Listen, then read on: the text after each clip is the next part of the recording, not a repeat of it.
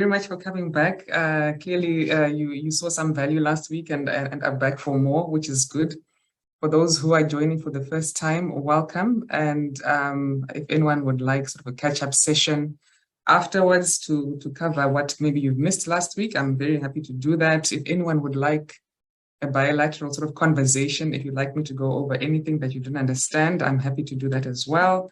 And if anyone would like a conversation with us about how you can start to incorporate some of this into your business, we're happy to do that as well.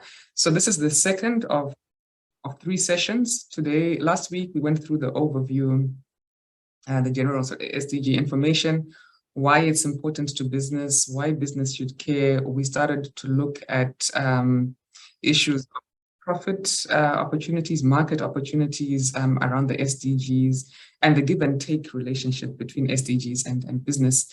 And as much as SDGs need business, the SDGs in themselves are very important to business as well.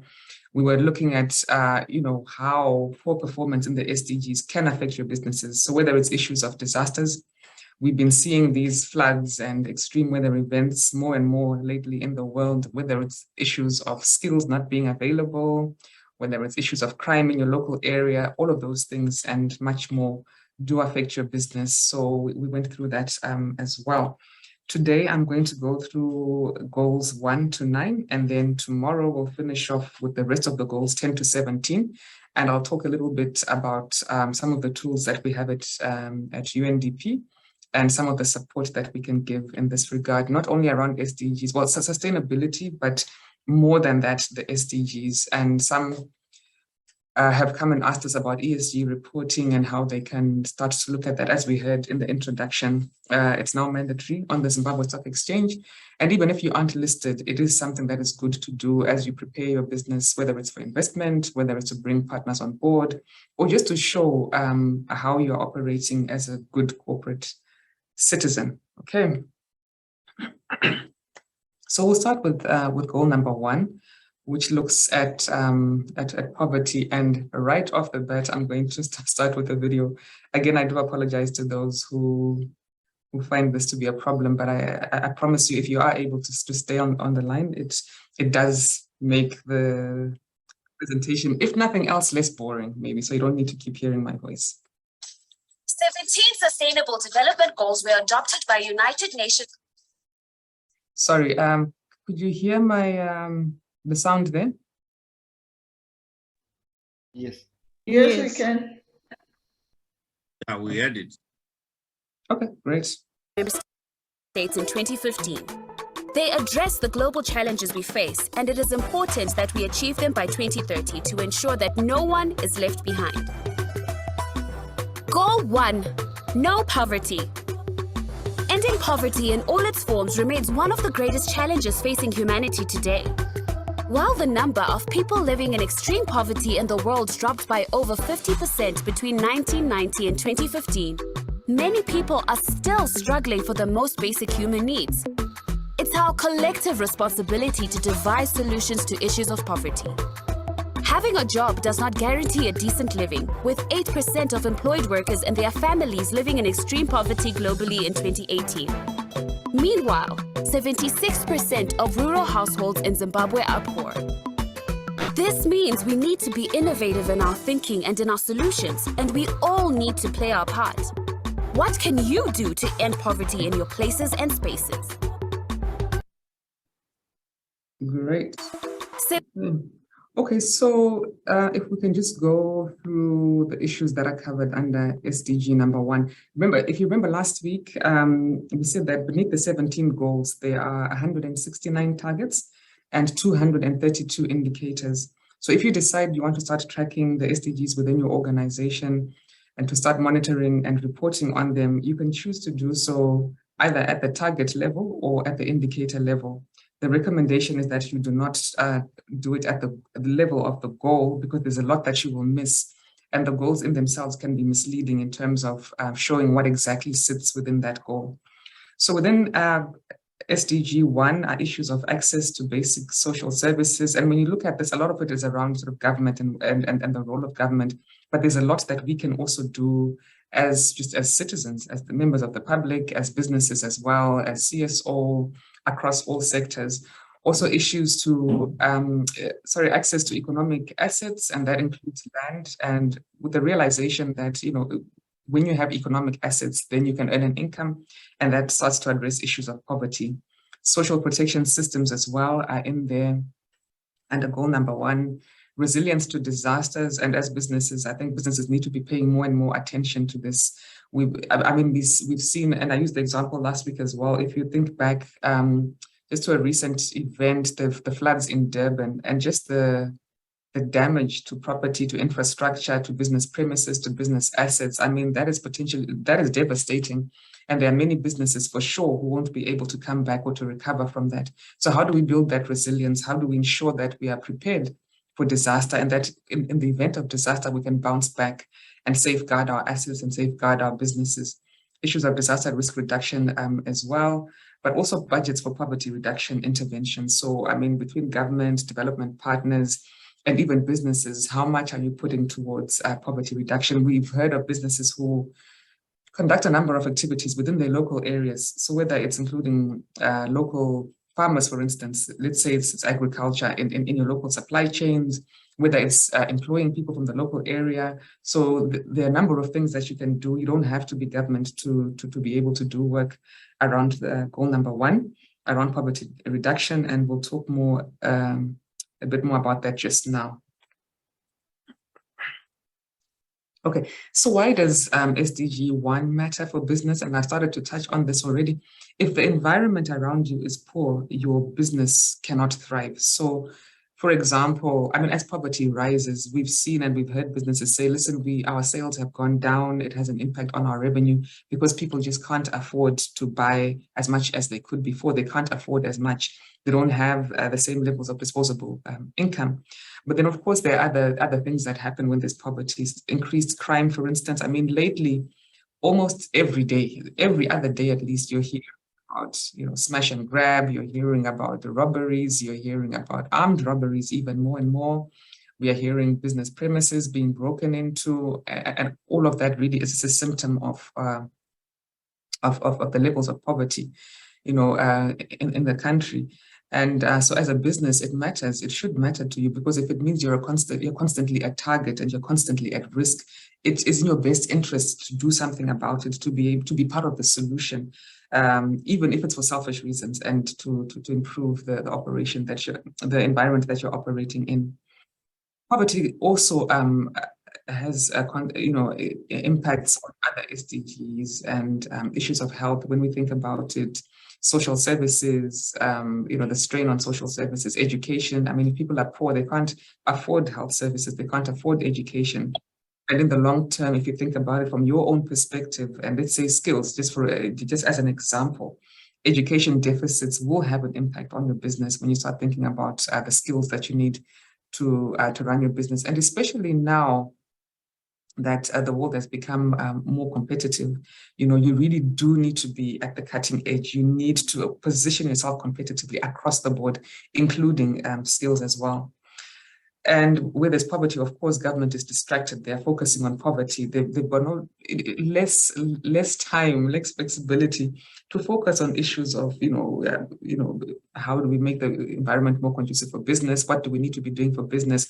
Because the citizens are more in need. Like I said, the issues around secure land tenure and goal number 1, and that contributes to increased agricultural production. I mean, we have an issue in this country where a lot of people have land that does not come with a piece of paper that they can take to the bank and get a loan, or where the banks are not even accepting, where it's there, the banks may not even accept that. So that affects, of course, ability to borrow, and ultimately productivity as well. And for an agro-based economy, that makes a big difference. And it does have an impact. Okay, so just to show as well, so the SDGs, like we said last week, they're interrelated. So they're not, although they are presented in the form of pillars, they are not standalone and they are not siloed in that way. They interact with each other. So even as you start to think about the work that you're doing, like we said last week, the work you are doing in one goal, the work you are doing towards one target, you need to think about number 1, multiplier effects. So just by one action, you can touch a number of SDGs, even if your focus, let's say SDG 1. But sometimes just one action will have an impact on other goals as well. In the same way that one action, although positive, can have negative impacts as well, which we spoke about last week. But just to take you through the interaction of SDG 1 with other goals, there's some things you can think about as you think about mainstreaming and aligning the SDGs. Okay, so poverty affects the ability to learn, to work, and to be productive. And so, really, while poverty it does sort of put a drag on economic activity, productivity, and that sort of thing, because it affects so many other goals, as we'll see just now. The poor often cannot afford enough food, so that has an impact on food security and all of the issues that sits within goal number 2, which is to do with zero hunger.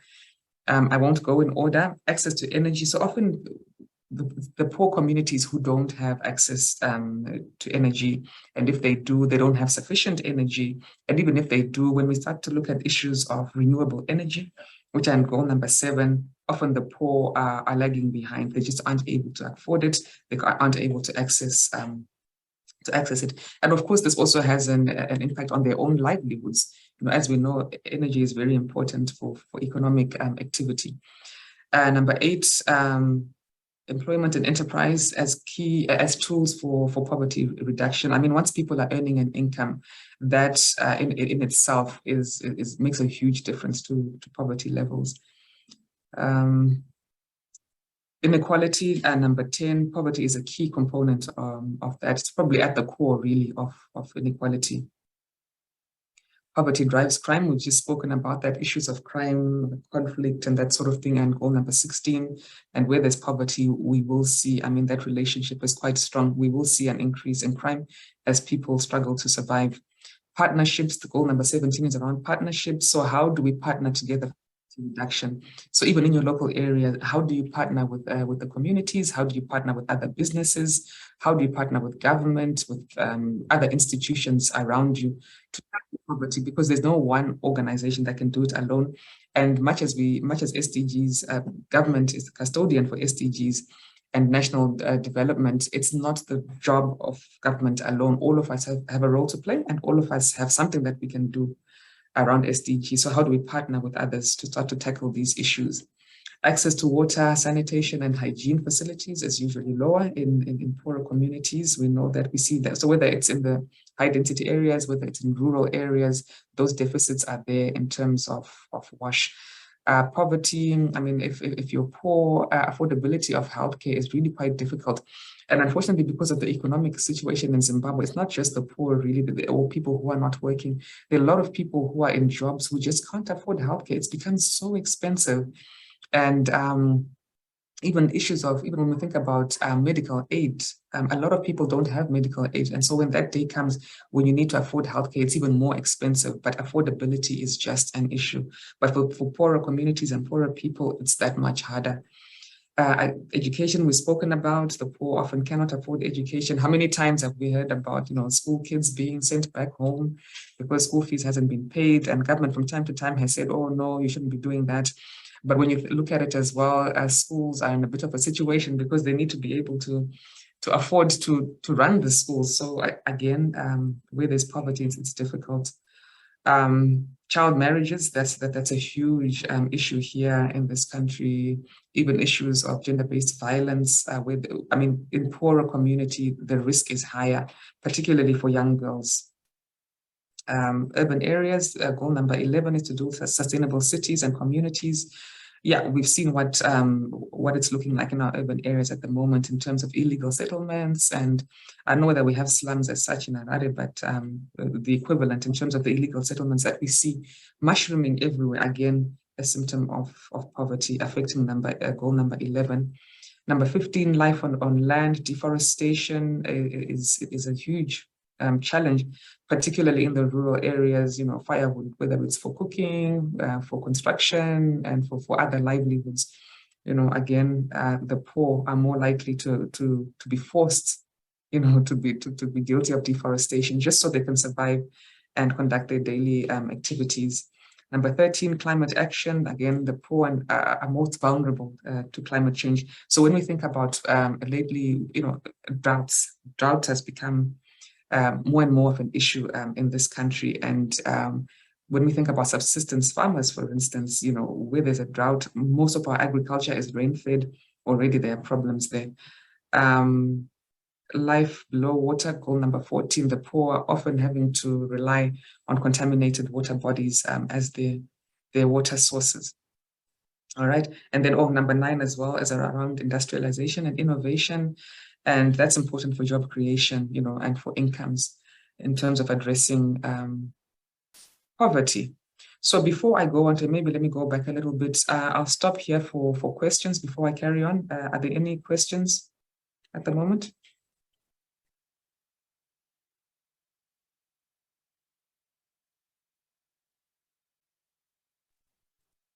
Okay, if there are none, let me carry on.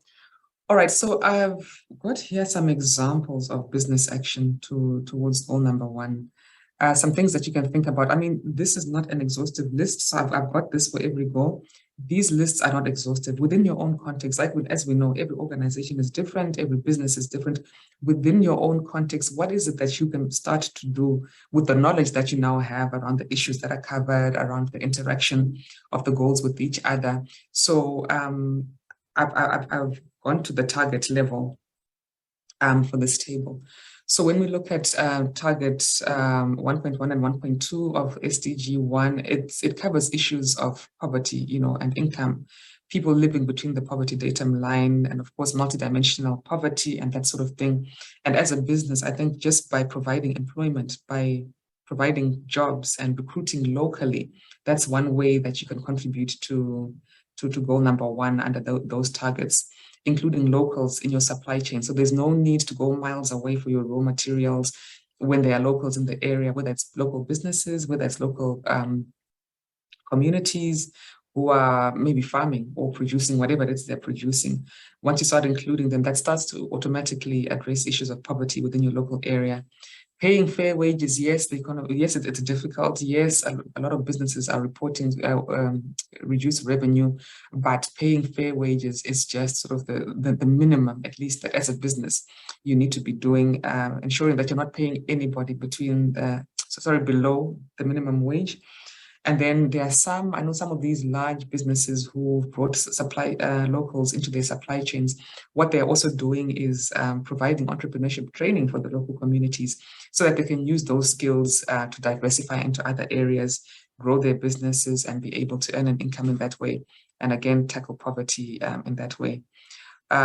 Social protection systems, again, once people have an income, if they have jobs, that's already covering some of those issues, and then supporting those linkages between the formal and informal sectors. So the informal sector, we all know, is huge here in Zimbabwe. So how do we help some of those people who are operating within the informal sector? How do we help them link to formal to the formal sector and to formal systems?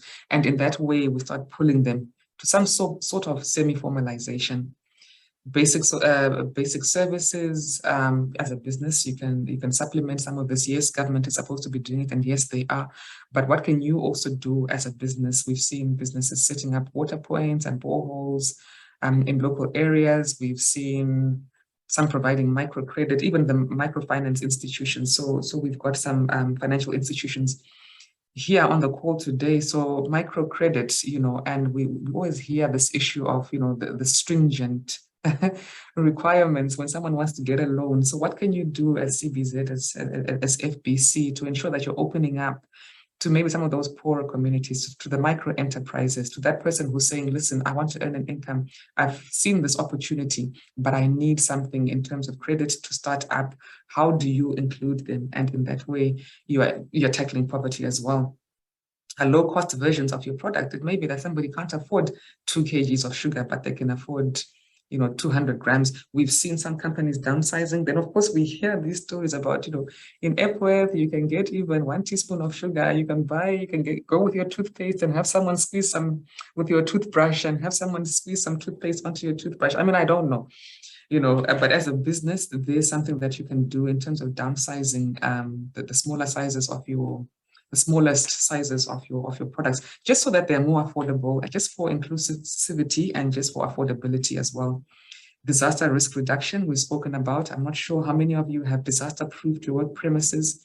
If another flood comes now, will your premise, just your building, for instance, can it withstand that, and can you bounce back quickly? But also participating in these conversations at national level. There are strategies at national level for disaster risk reduction, for poverty reduction. As a government is always very open to partnering, particularly with the private sector, of course with everybody, but with the private sector as well. There's this feeling that we haven't done all we can in terms of engaging the private sector around development, whether it's around the SDGs, whether it's around the NDS, national priorities. So as a business, usually government, the door is wide open. You can approach the relevant ministries and speak to them. Then, of course, working with local communities as well. I remember when Cyclone Idai happened, and then there was a question around, why were people not warned? Did we not know this was happening? But then some were saying, no, they were warned. The messages did go out, but a lot of people didn't think it would be that bad. Nobody imagined it would be that bad, but also just insufficient knowledge about the damage that sort of weather event can cause. So maybe awareness raising within your local communities, that's something that you can do as well. Was it just one? Yeah, just one. So this is an example of a business that's working around SDG 1 to tackle poverty. It's a bit of a long one, so I won't play the whole thing, but I'll just play enough for you to get the idea. But this is Tony's Chocolates, and they are focusing on, the impact side of their growth as well, the sustainability. They are tackling poverty along the supply chain, which is probably the easiest place as a business. When you look at your supply chain, you map it to see where the opportunities are, and they're helping to increase, of course, as well, capacity of small-scale suppliers. They're ensuring that they pay a fair price to their suppliers. And then, of course, around issues of cocoa, tobacco, there's someone here from Tobacco Traders. And that sort of activity, the issues of child labor and challenges around that. How do you ensure that where you are sourcing your tobacco, there's no child labor that's happening? And then they've also taken it upon themselves to influence their industry partners as well and others within the industry. And so they're taking a deliberate effort. It's not something that's happening just by chance. So I'll play maybe the first 2 minutes or so, just so you get an idea and just so you hear it from the horse's mouth. My name is Arjen Boekholt, and at Tony Chocolonely I'm the cocoa game changer. I am responsible within Tony's to look for additional partners and stakeholders in the cocoa industry.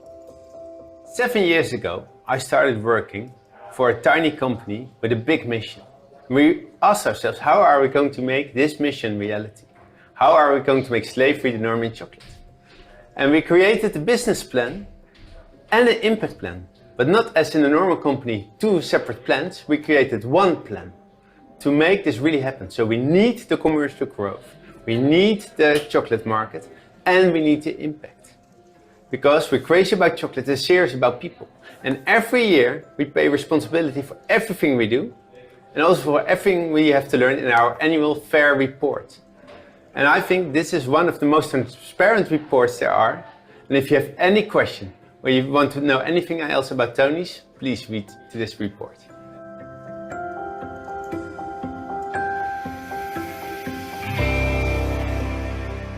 When we brought our bar into the shelves, we did it in an alarming red wrapper, because we wanted to show that something is fundamentally wrong in the cocoa industry. If there are 2.5 million farmers producing cocoa, and of those farmers, 90% lives in poverty, we think something is wrong. And things are getting worse. More than 2 million children work in child labor in the fields of the cocoa farmers, because farmers don't have money to pay for the employees. And sometimes even forms of modern slavery occur. More than 30,000 victims of modern slavery exploitation, and sometimes even human trafficking, work in the cocoa industry. And actually just because we want cheap chocolate. And we think that's wrong, utterly wrong.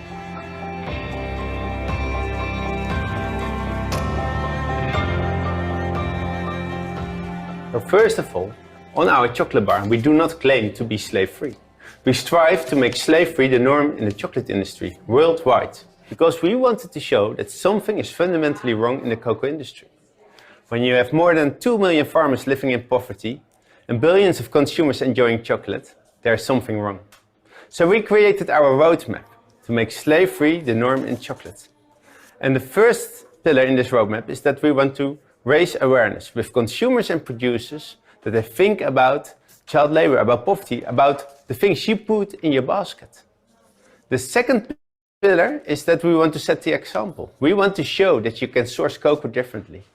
And the third pillar is that we want to inspire others to act. We want the whole chocolate industry to change and take over another way of doing business, where you see people not as people where you take wealth from, but together you create a better future.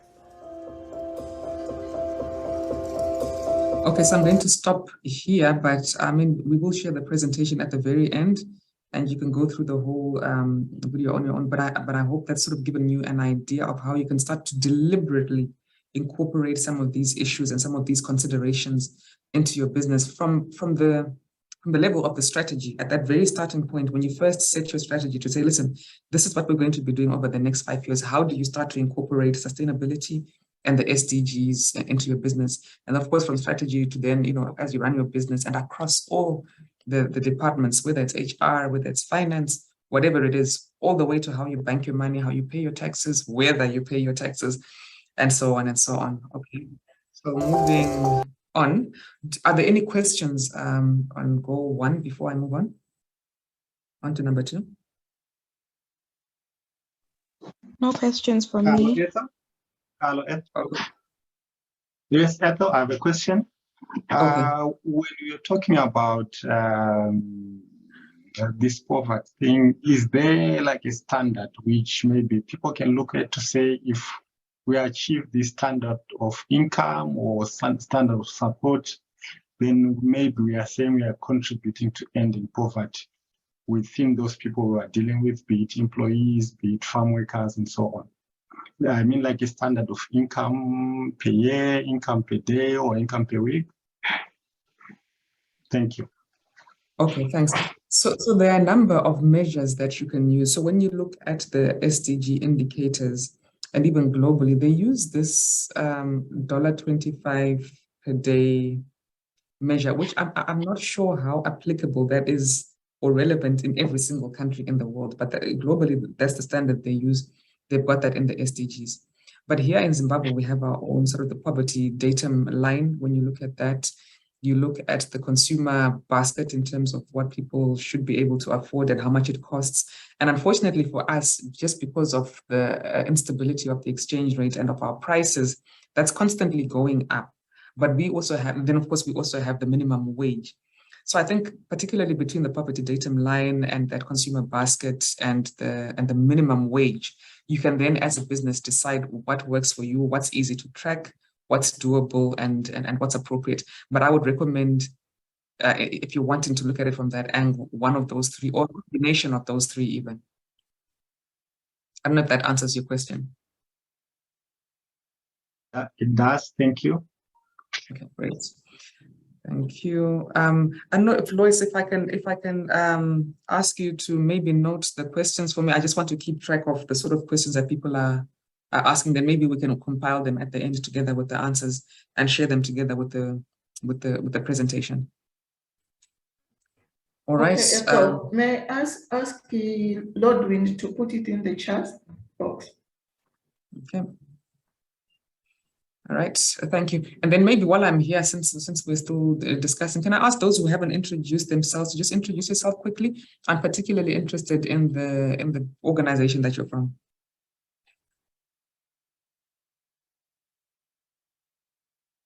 And you can just come in. You can unmute and speak. Okay, thank you. I'll start. I'm Achford from Holiday Nimtare. Thank you.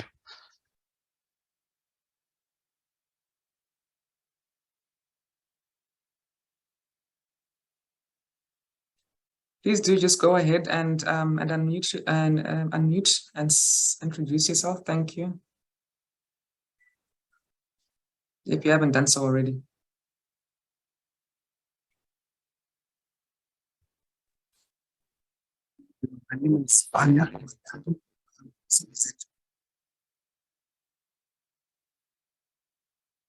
Thank you. Okay, maybe let me carry on. Maybe people are still a bit shy or they're still warming up. But anyway, let's go into goal number 2.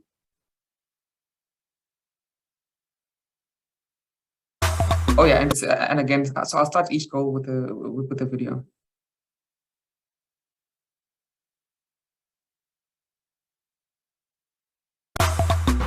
"17 Sustainable Development Goals were adopted by the United Nations member states in 2015. They address the global challenges we face, and it is important that we achieve them by 2030 to ensure that no one is left behind. Goal 2, Zero Hunger. Goal 2 aims to end all forms of hunger and malnutrition by 2030, making sure all people, especially children, have enough nutritious food at all times. This involves promoting sustainable agriculture, supporting small-scale farmers, and ensuring that everyone has equal access to land, technology, and markets. You too can help this cause. Sub-Saharan Africa has the highest prevalence of hunger, with the rate increasing from 20.7% in 2014 to 23.2% in 2017. And in 2019, nearly 5.3 million people face food insecurity in Zimbabwe. Do you have land, an agricultural enterprise, knowledge about agriculture, markets, or climate change? Whatever you have at your disposal, you too can play a part in the fight against hunger. And I hope, the message is coming across in the sense that anyone and everyone can and should play their part in terms of the SDGs. So it's not just at work, it's not just the role of government or just the UN, and it's not just at work, but even in your communities and even in your homes and in the social places where you hang out and spend your time. All right. So just to go through the issues that are covered under Goal 2. So issues of food security and malnutrition, especially in children. We hear about children who are stunted because they aren't getting enough nutrients. And again, we spoke a little bit about climate change earlier. What is that doing to food security, and what do we need to be doing to mitigate that? What can we do in our different places and spaces? Sustainable agriculture, resilience to climate change. Again, most of our agriculture is rain-fed, and drought is something that happens a bit too often. So how do we, what is it that we need to be doing in terms of whether it's irrigation or other drought-resistant crops? We hear people talking about what else can we do, and even within your businesses, what can you as a business do? Agricultural productivity as well is under goal number 2 in terms of the yield of the land, but also in terms of how much each labor unit, each person, each worker is producing. Is it being maximized? Is it efficient? Trade restrictions in agricultural markets. And this is particularly relevant now for us when we think about the AfCFTA, the African Continental Free Trade Agreement, and the opportunities that are coming out of that. Goal number 2 as well looks at the income of small-scale farmers. In Zimbabwe, we know at the moment, so we've moved from these few large commercial farms to many small-scale farmers, and this country is largely fed by small-scale farmers. But what are their incomes looking like? Are they being paid fair prices for their produce? And then issues of diversification of seed, our plants, our livestock varieties. There are some things that are specific to Zimbabwe or that are available here or this region of the world. Are we diversifying, but also are we safeguarding what we have? And then food price anomalies. I mean, we've seen what's happening on our supermarket shelves in terms of pricing. So issues around that are also in goal number 2. Why SDG matters for business? Hunger, like we've seen, we've discussed before, is associated with poverty. And people, when it comes to it, people want to take care of their basic needs first and foremost. If people haven't eaten, there's very little else that they can do. But then also there are implications of hunger, for instance, malnutrition, the sort of things that are under goal number 2. The implications for health, when you think about your market and when you think about your recruitment pool even, and health issues around that. If it just means people need to get proper food, what can you as a business do with others? Hunger also creates, hunger and food creates opportunities for both products and services, that's for revenue, but also in terms of corporate social responsibility, especially as we go towards the festive season. We see a lot of businesses, a lot of organizations doing a lot around helping with food. But I mean, those donations that happened around Christmas time don't really, in the truest sense, contribute to reducing hunger because they're only short term, right? What else can you do that is more long term, that will start to really meaningfully address issues of hunger? Of course, they are appreciated, they are, don't get me wrong. But when we think about really reducing hunger, when we think about issues of malnutrition and stunting, that requires more long-term action. So even as you monitor and document your impact, you need to think about things like that. A once-off intervention in most cases won't really make the impact that we're talking about. How can you sustain it? How can you make it meaningful over the long term? And of course, the growing market I've spoken about. Sorry, so this presentation looks like it was timed, so I'm going to have to keep going back. Apologies for that. Growing market, and we keep hearing about this looming global food price crisis that's coming up. So what can we start to do now, especially if you're already working in agriculture, in food manufacture, in food production, whether it's in value addition? And then, of course, in terms of the market opportunity, it's been estimated at 2 trillion. So I'm sure some of you can find a way to get a piece of that pie. Right, interaction of goal number 2 with other goals. We've spoken about this before. The poor cannot afford food, and if they can, often it's not nutritious. When we look at some of the products even that are on our shelves these days, or what people are eating, seriously, a lot of it, not only is it not nutritious, some of it is actually quite dangerous.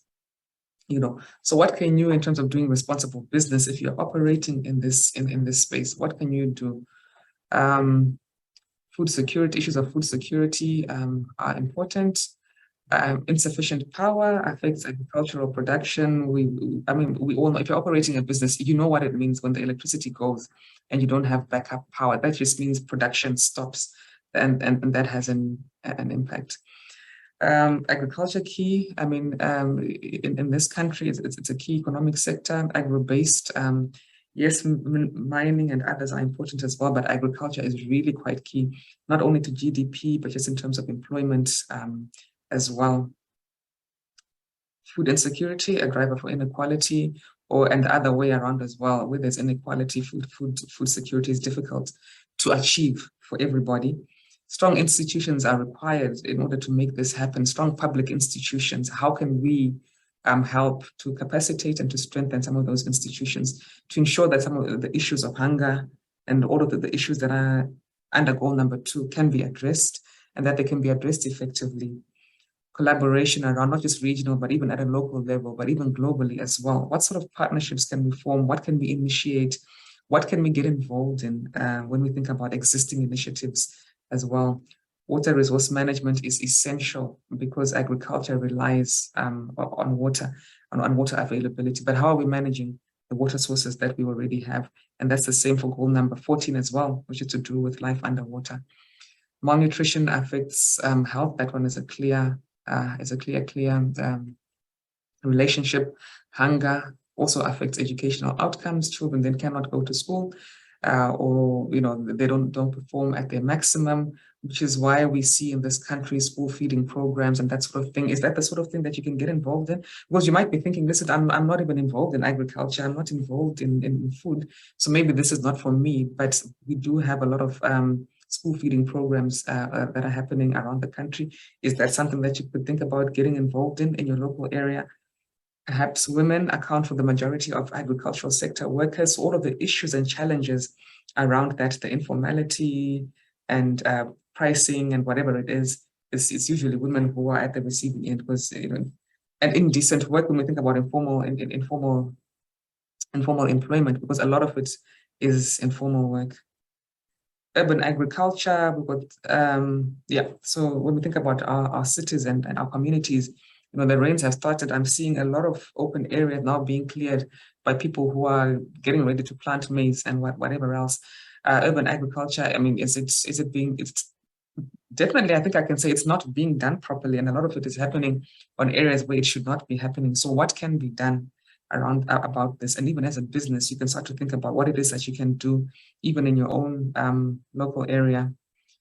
Use of forests to supplement food supply. There are a lot of sort of forest products that people use to supplement food and nutrition. Climate change and the impact on food production. We've spoken about protection of fisheries and all the resources that live below the water. What can we be doing to safeguard these as well? And then food manufacturing. Goal number 9 is around industry and innovation, industrialization, which is where a lot of the value addition happens. So that's the relationship there. And we're seeing a lot more value addition of agricultural produce happening in the country. And then number 12, reduction of food waste. Holiday Inn, you are here. What do you do with your food waste? What do you need to be thinking about? What else can you do? Who else can you partner with? Especially when we're thinking about goal number 12 together with number 11. All right, some business actions, some examples. Are there any questions before I start on the slide?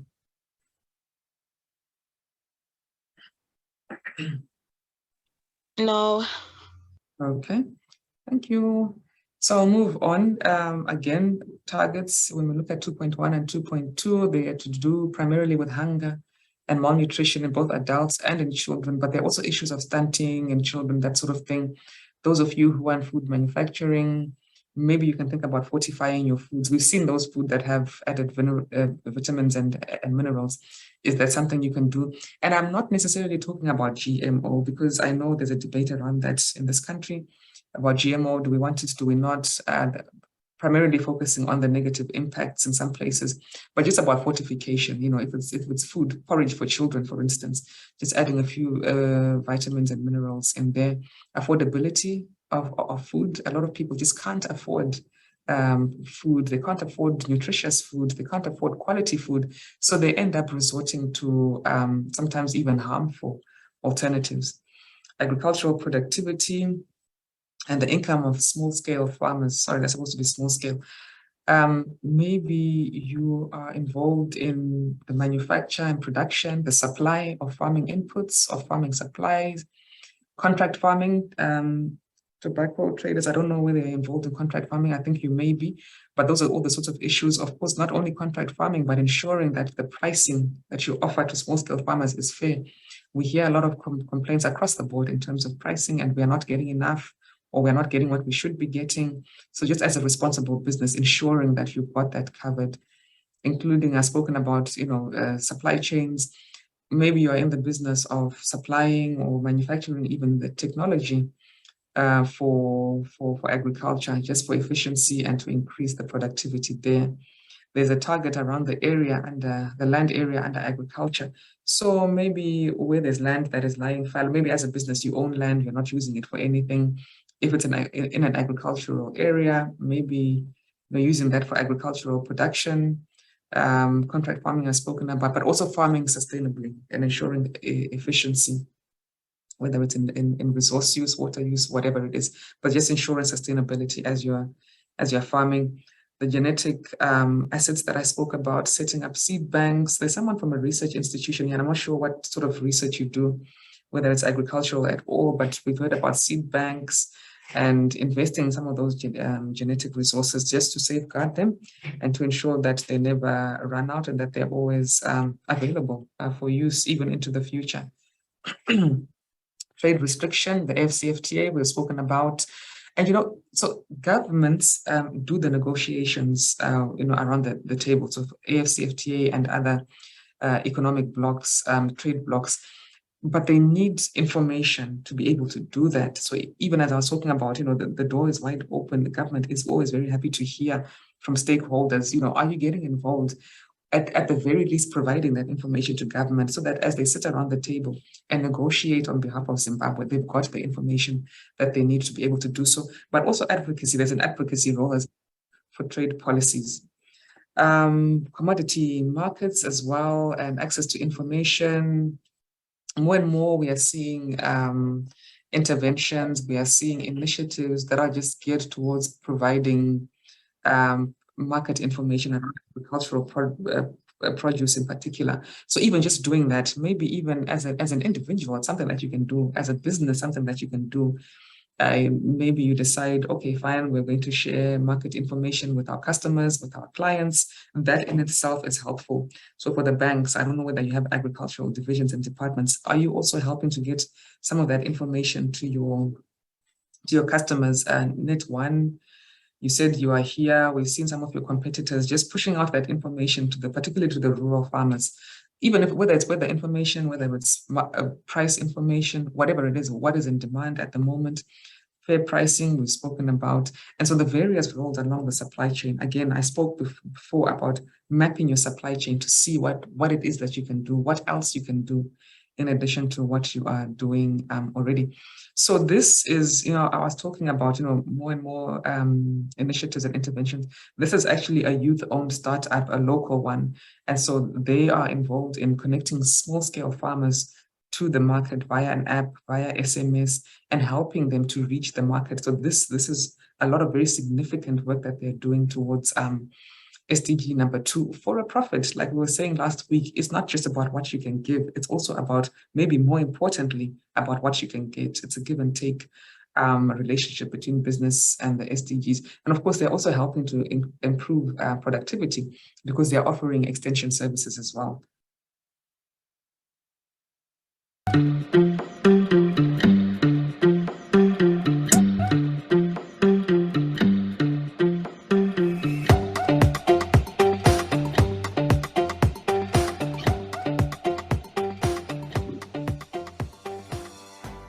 So this is a very short one, but yes, FarmHeart doing a lot in terms of supporting small-scale farmers.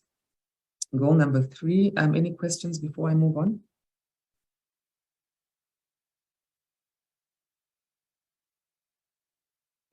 No questions. Okay. All right. Thank you.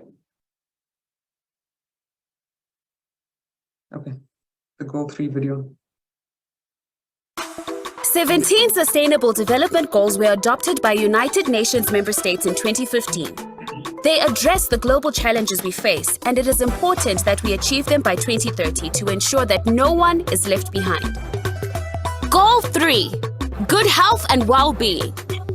When people are in good health, societies prosper. Goal 3 is focused on the reduction of maternal and child mortality, promotion of family planning, prevention and treatment of addictions, and decreasing the number of road traffic accidents across the world. A lot has been done to reduce the impact of HIV and AIDS, malaria, and other diseases, but the real difference will come when all people have access to good health care.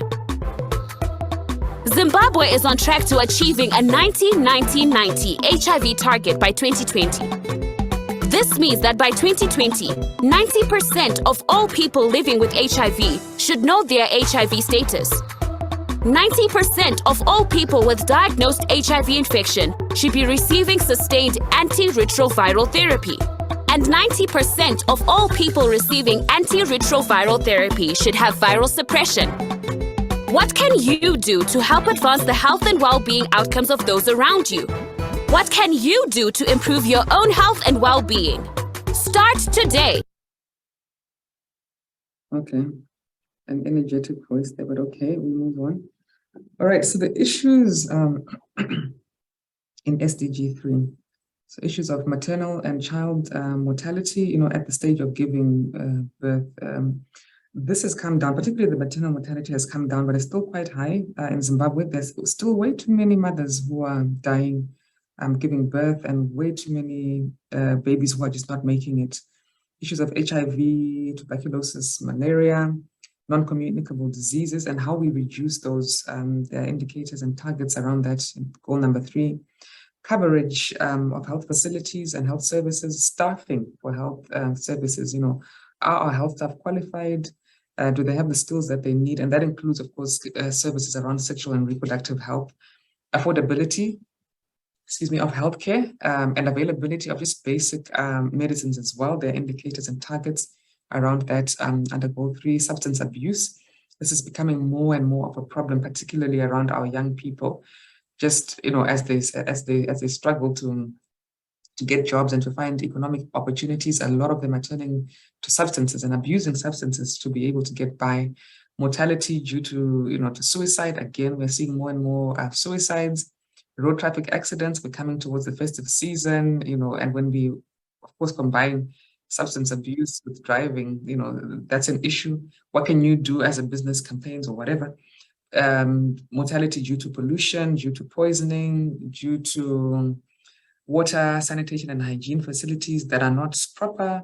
And, suicide, I've got it twice there. And of course, vaccines as well, and research and development in the medical spaces. Right.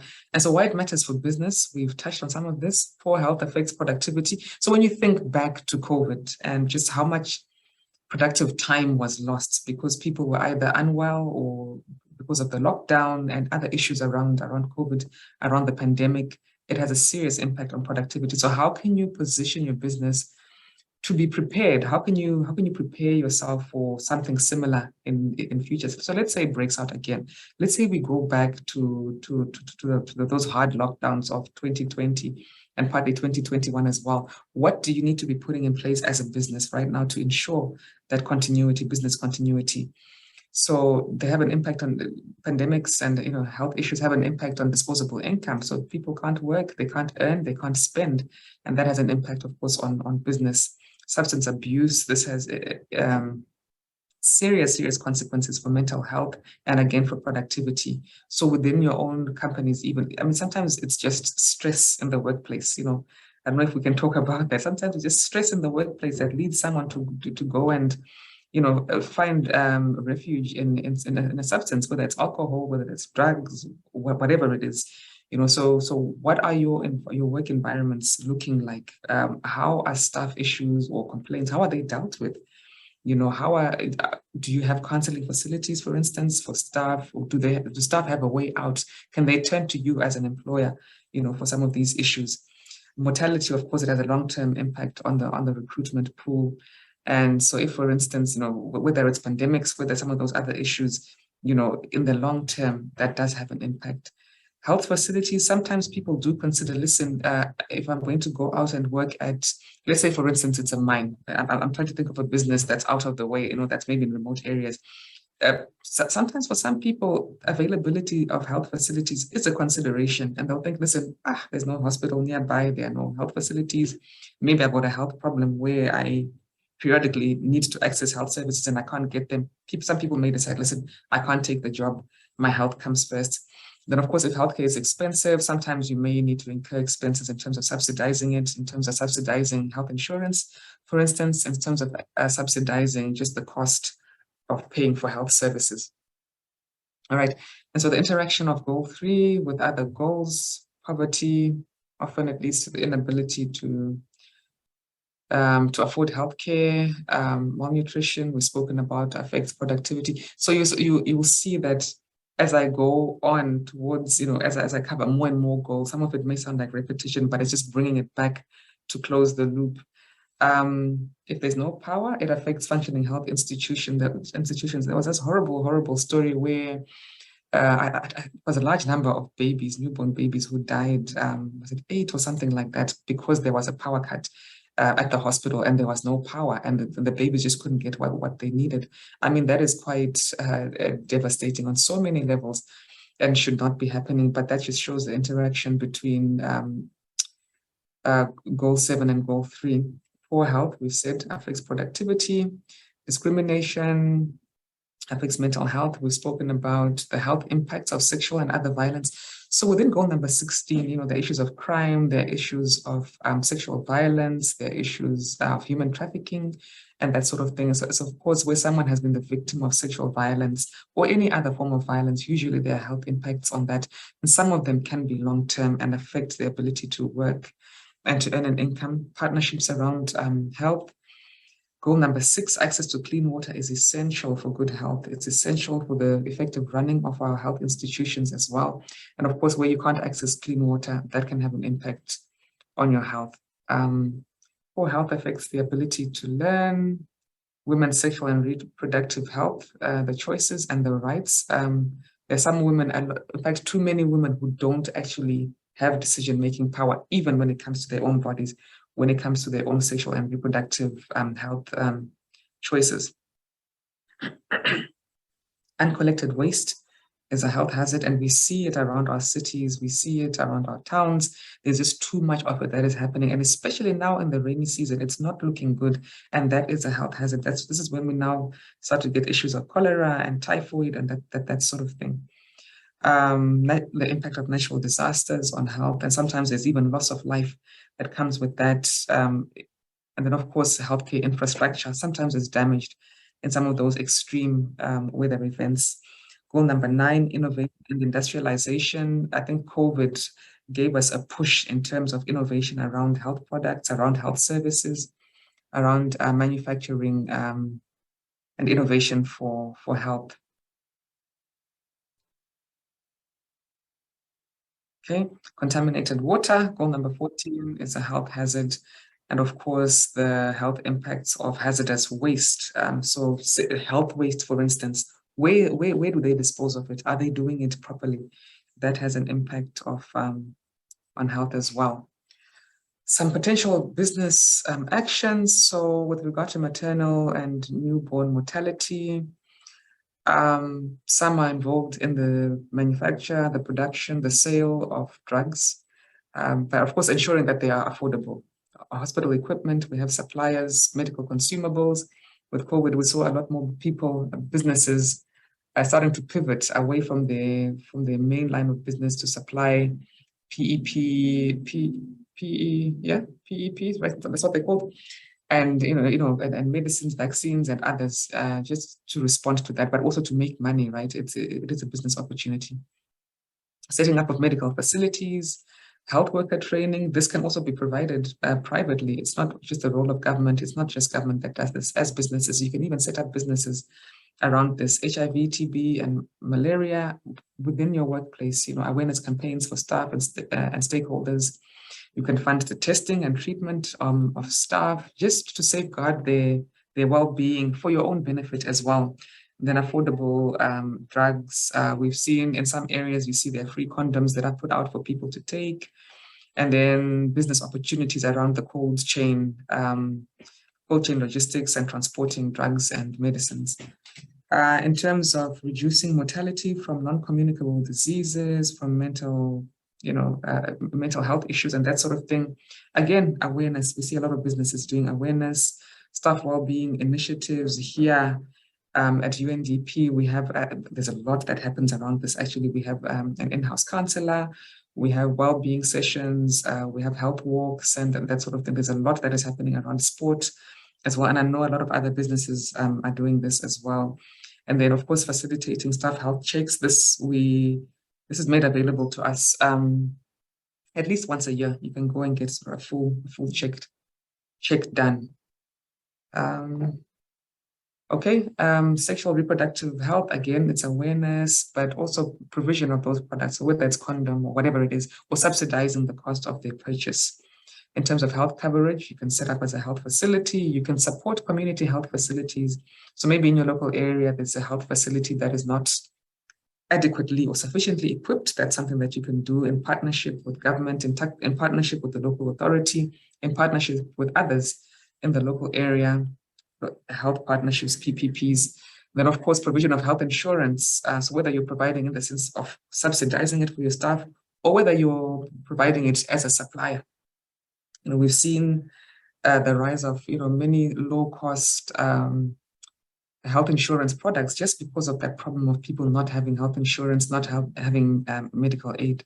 Then, of course, technology for health. There's a huge opportunity around that innovation. Lots of revenue to be made there. Air pollution, unsafe water, again, responsible dumping, being careful about where you dump your waste. Reducing carbon emissions, if it means upgrading your machinery. Yes, it's not a cheap exercise, it's not easy, but I mean, if you strategize and do it gradually over time, just ensuring that you're bringing in more efficient equipment for your operations, minimizing air pollution and potable water. So whether it's water purification as a business, or whether it's providing a borehole in your local area, or other solutions around this. As I said, these lists are not exhaustive, but you can yourself, when you get back to the office, think about, together with your colleagues, what it is that you can be doing in your own context. Tobacco control, again, awareness, restriction of the sale of cigarettes, for instance, to minors.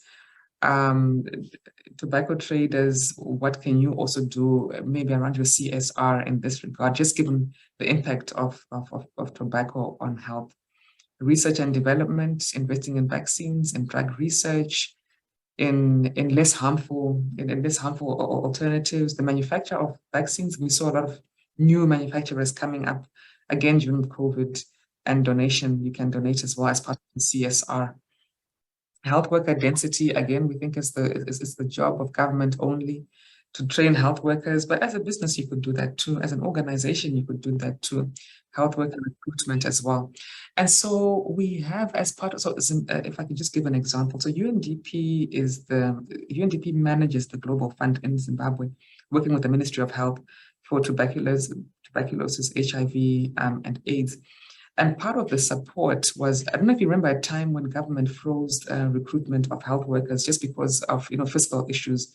They just weren't able to afford that. And so the Global Fund came in to help to subsidize some of that. And that's something that you can also think about as a business, just to ensure that we have enough coverage in terms of health workers.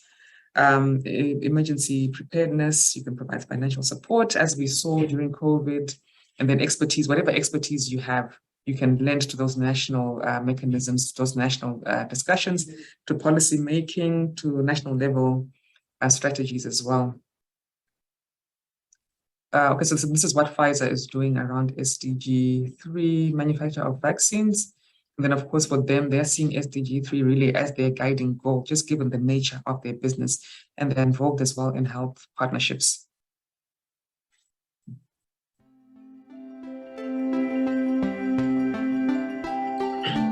We're proud to sign on to the UN Sustainable Development Goals. For us, goal number 3 is our North Star, good health and well-being. Every day, our scientists are working to discover, develop, and bring to market medicines and vaccines that help people live longer and healthier lives. And for us, goal number 3 allowed us to have a dialogue and an engagement with the United Nations and with governments globally to ensure that we're partnering with them to provide access to quality health care.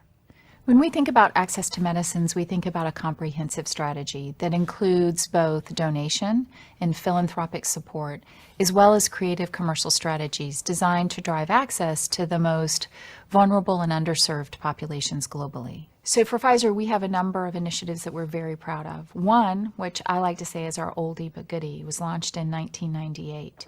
The International Trachoma Initiative was launched to address a blinding disease called trachoma. At the time it was launched, we had a product that treated active infection that causes this disease. And if the infection goes untreated, over time people do go blind. And what we discovered was that our medicine could treat this infection, but our medicine was not sufficient. Alone, that medicine would not do the work that needed to be done at a public health level. For our work to address a blinding disease called trachoma, we've used a public health strategy called SAFE. SAFE stands for surgery, S, for advanced cases of the disease. A, the distribution of the antibiotic that Pfizer makes to treat the active infection. F, which is face washing.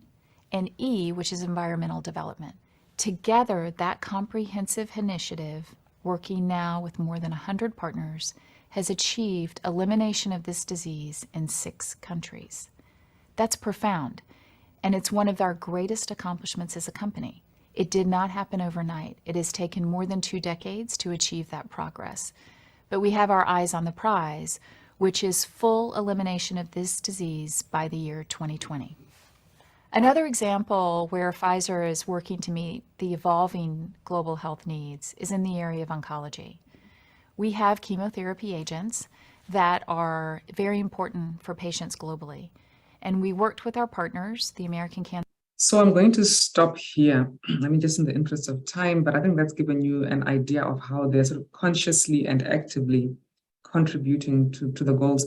And, like she's saying, for them, it didn't happen overnight, and it's not going to happen overnight.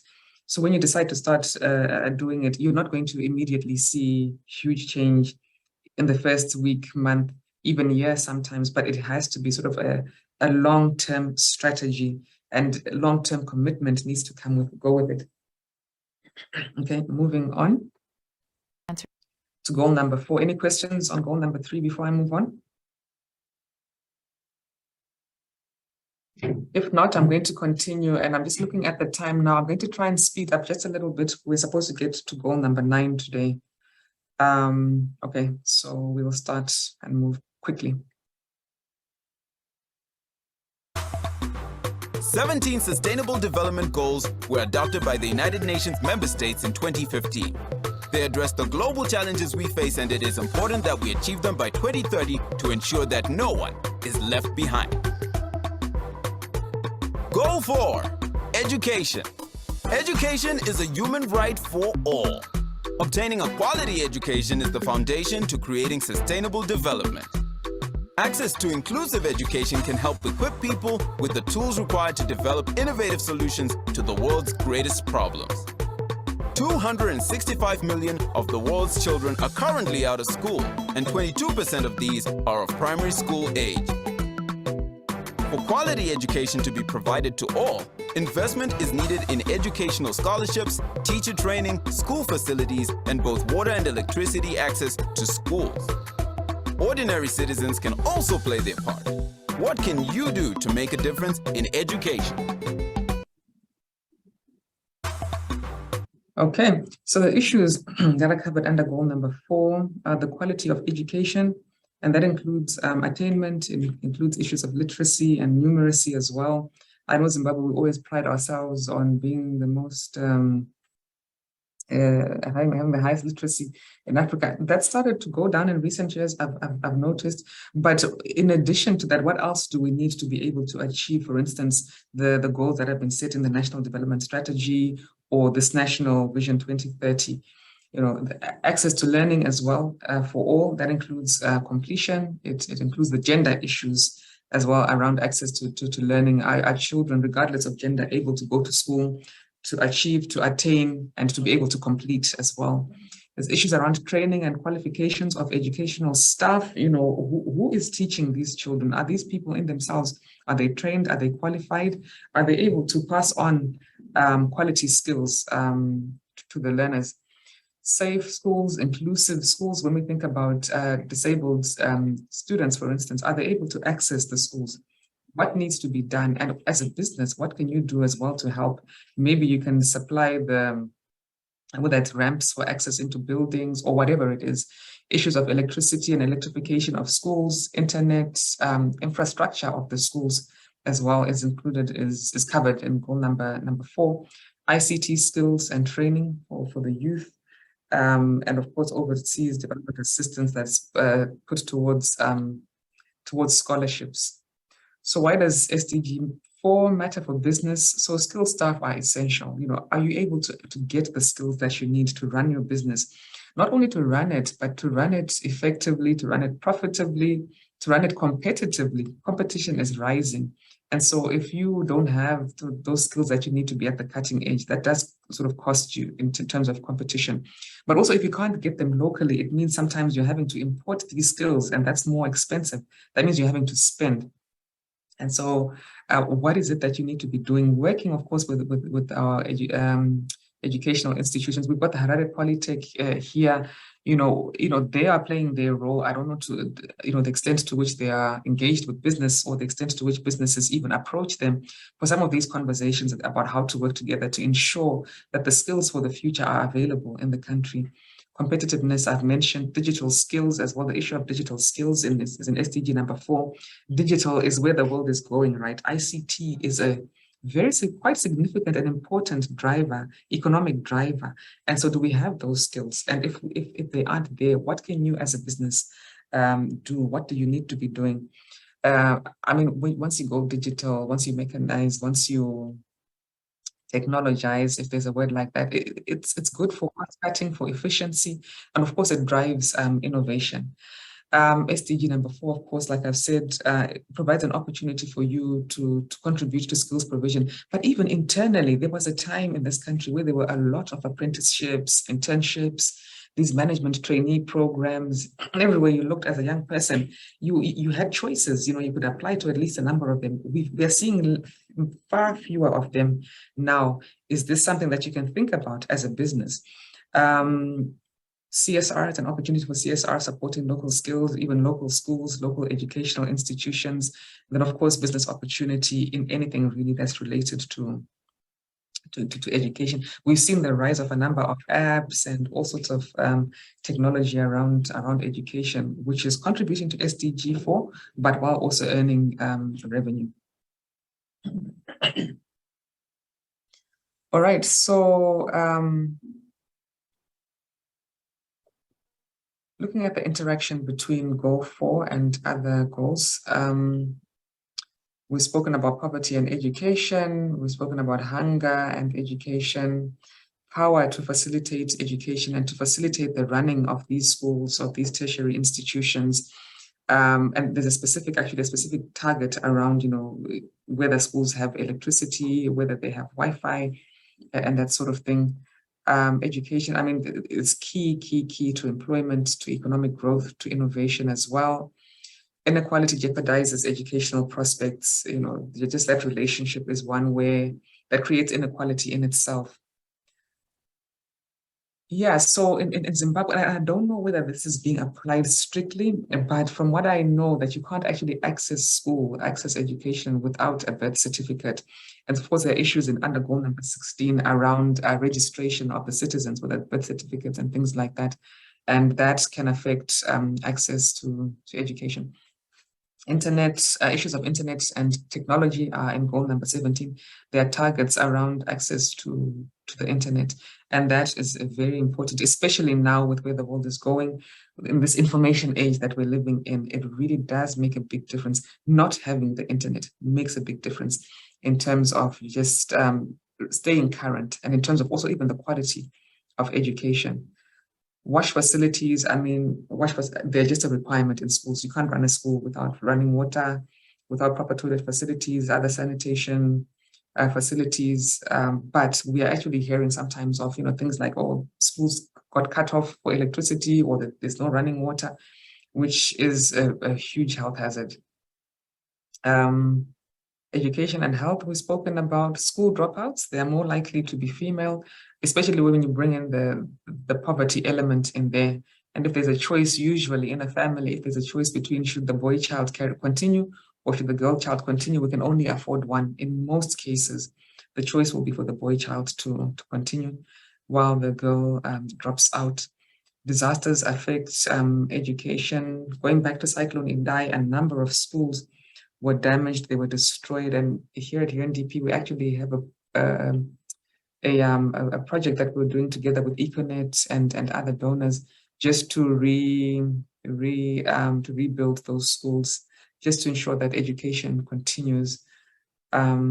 Environment and biodiversity training is important. So this is a growing area of importance.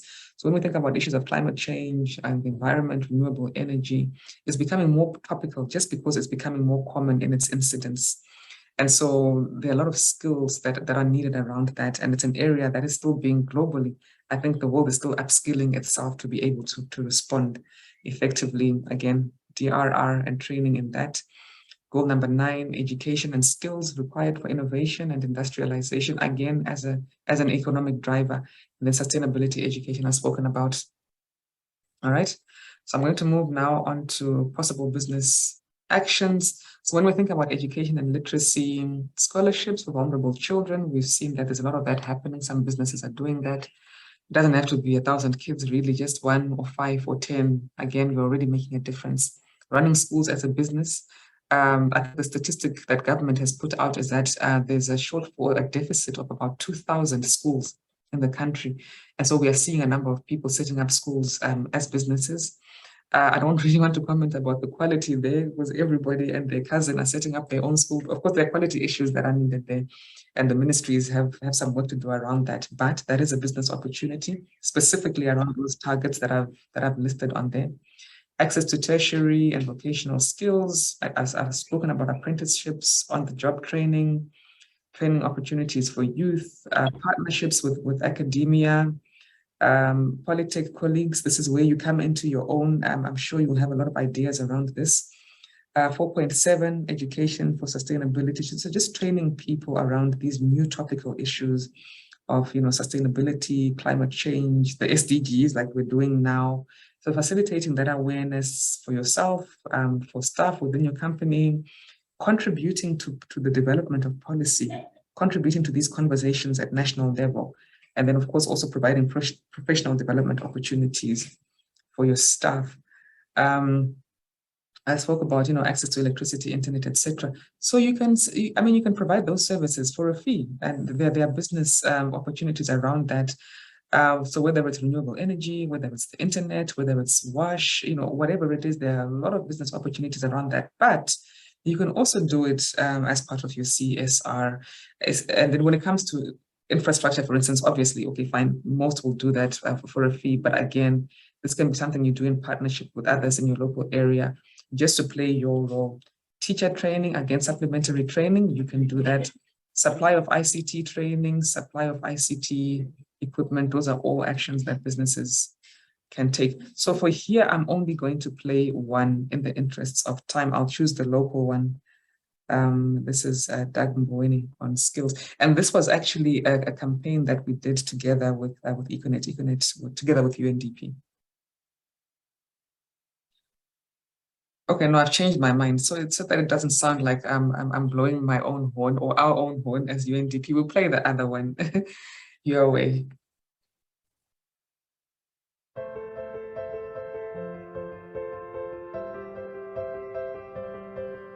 Can play both.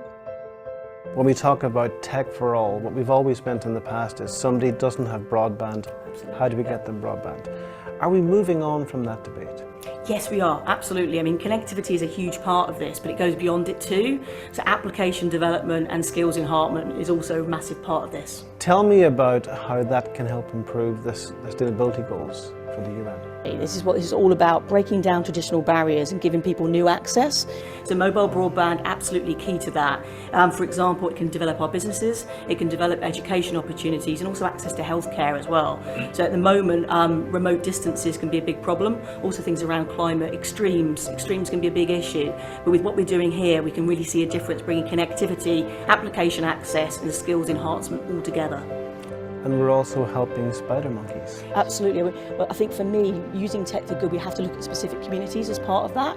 That can make a massive difference. So StorySign, for example, working with the deaf community, absolutely brilliant, really bringing reading to life, and that's fantastic. How is all of this activity, more and more broadband to more and more people, helping to drive equality and opportunity around the world? Do you have any perspectives on that? Well, we've been doing in Bangladesh, great example of different actors working together. So the government have come on board and also local organisations supporting. So it's all about this collaboration piece. So it's bringing digital skills via transport to people in their local location.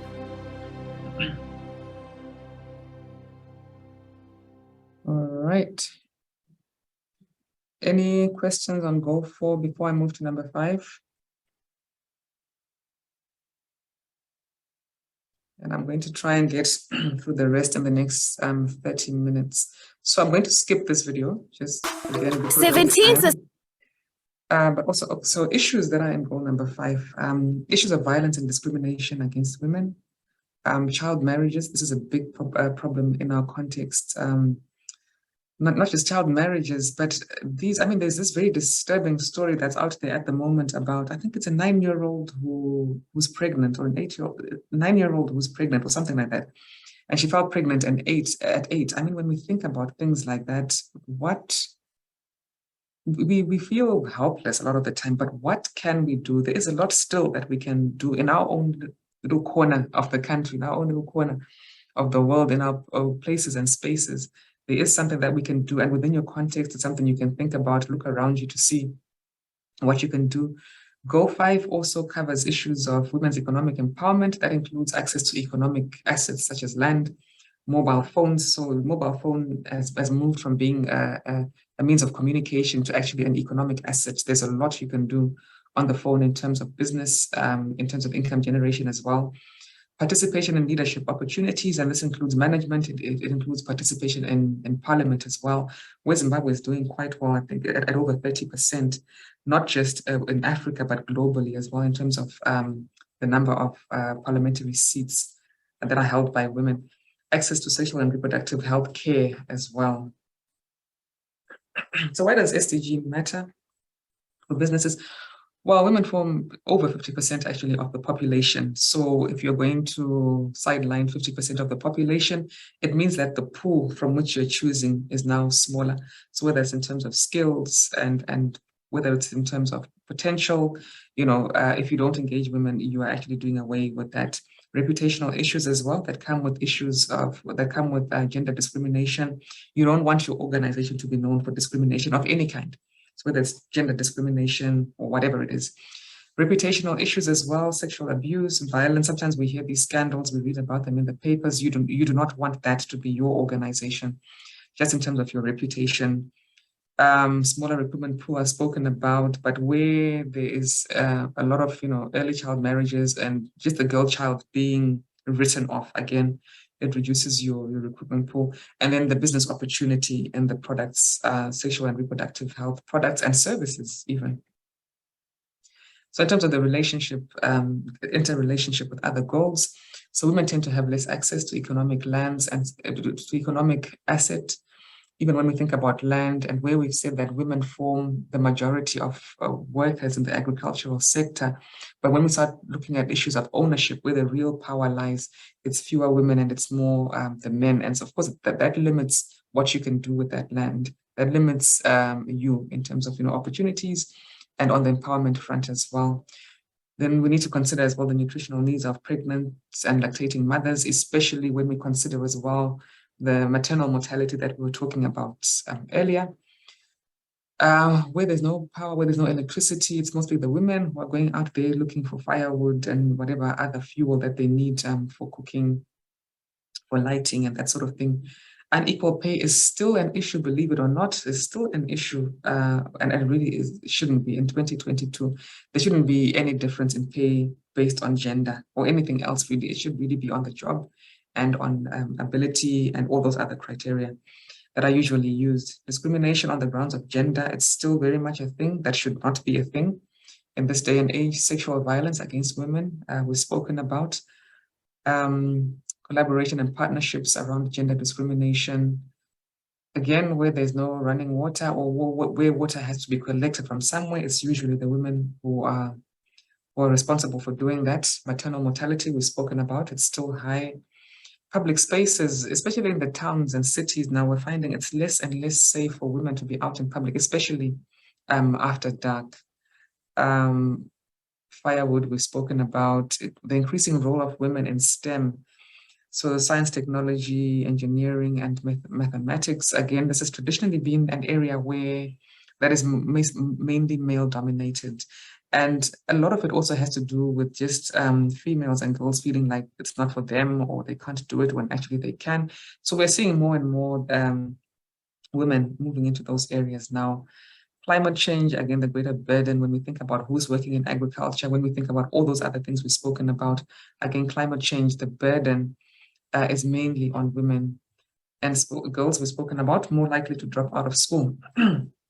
Business actions.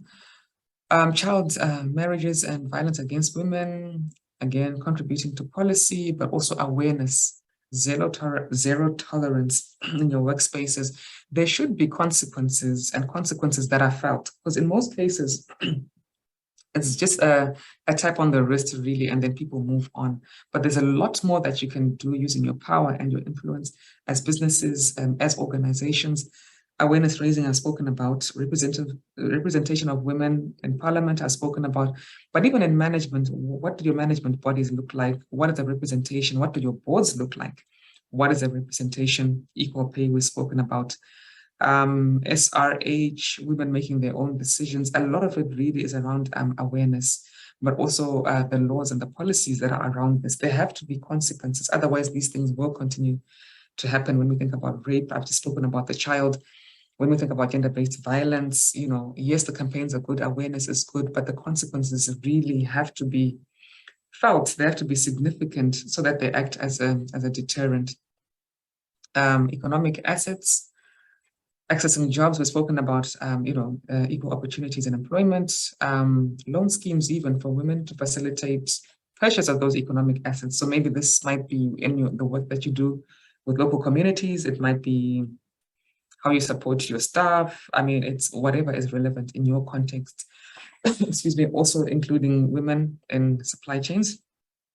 And then use of technology for empowerment, affordability of mobile phones. And I've seen some schemes where businesses who are working with poor communities actually give them gadgets, including mobile phones, to use as economic assets. So whether it's for apps, whether it's for communication, whether it's for information, sharing and dissemination, they can be used in so many different ways, and then contributing to policy. And then this is EY and workplace diversity, which includes gender equality.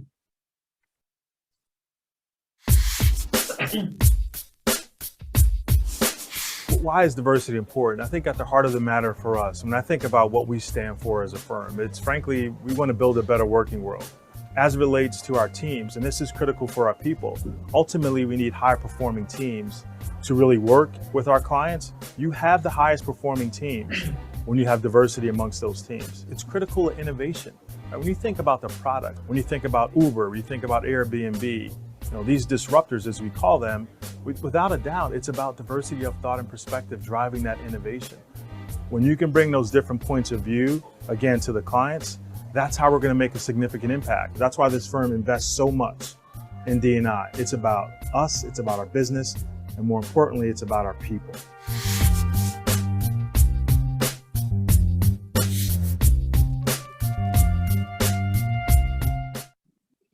All right. Any questions on goal 5 before I move on? Hi, Ethel. Hello. So my question is not really only on goal number 5. I've seen that on possible business solutions, it's like awareness, raising awareness is cross-cutting across all those possible solutions. So my question is, after raising awareness, is there any mechanism then that we can go back to check if these people are actually now beginning to implement what they've been told or things like that? Okay, so that's where you're now you're monitoring. So once you decide on the action you're going to take, so ideally you should then document it. So it should be documented with all the processes that come around that. You document it. This is what we're going to do, and we're going to do this for the purpose of achieving that. So all of that is written down, and then as you are monitoring, so if it's the sort of thing where you can count numbers, so maybe you say, we did not used to recycle, or only one person in the office used to recycle, now there are 5. You know what I mean? You can track it in that way. Or if it's something to do with behavior change or with perceptions, you could even do a little survey, even 3-4 questions even. Are you aware? What is your, I don't know, your awareness of, I don't know, gender-based violence, for instance, and then you have the answers there. Every so often, you can redo it and see where people are in terms of the action they've been taking. But you can also ask staff to self-report. So if it's something like, because we've just been talking about goal 5, you can ask them to self-report. So what have you done around whatever it is? Do you know what I mean? So there are different ways of doing it, but how you then see how far you've come is if you then monitor those actions and put together some sort of monitoring criteria, some sort of monitoring, I don't want to call it a framework, I don't want to get into jargon, but just tracking how far you've come, and that happens in different ways. So let's say even for, I'm trying to think back some of the other goals we've discussed, maybe for the education, maybe it's awareness in your local area about, okay, let the girls finish school, for instance. Again, it can be a little survey, you can go around and speak to people, don't call it a survey, just a conversation. But sometimes when we start to do some of this jargon, then people don't want to get involved or it scares them off. But you need to find some way of monitoring how far you've come, including self-reporting, including maybe somebody who's responsible for checking to see how far you've come in a particular target or in a particular goal. So it really does depend on what it is you're doing and what you're wanting to achieve. But once you're documenting, it's then easier to see how far you've come and what is happening as a result of that action. Okay, thank you. Thanks. We've just passed the halfway point. Can we take a 3-minute break? Like literally, let's not even get to 5 minutes, just 3 minutes. I just need to get myself some water, and maybe you need to stretch your legs a little bit, and we'll be back. Is that okay? That's cool. All right, thanks.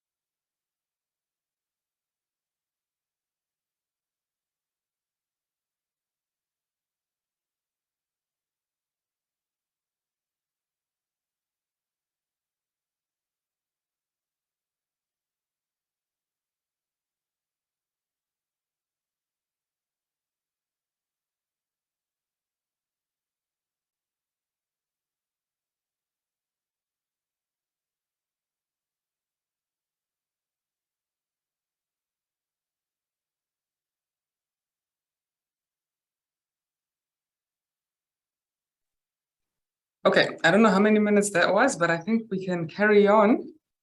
And just on that last question about how you know you've made a difference, again, that's something that we can work with you on if you'd like to have sort of a more detailed conversation with us.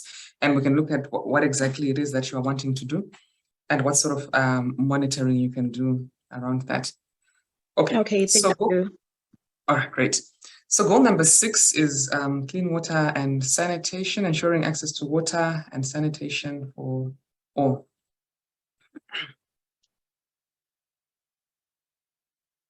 I'll skip the video again because of time, but this goal covers issues of access to clean water, sanitation and hygiene facilities, issues of water contamination from hazardous waste. How do we reduce and eliminate that?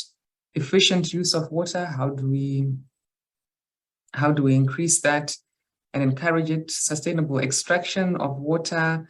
I remember there was once I think it was the local authorities who were unhappy with these bulk water suppliers, because they were saying, listen, you are drawing way too much of this water, and this is affecting supplies and underground water and this sort of thing.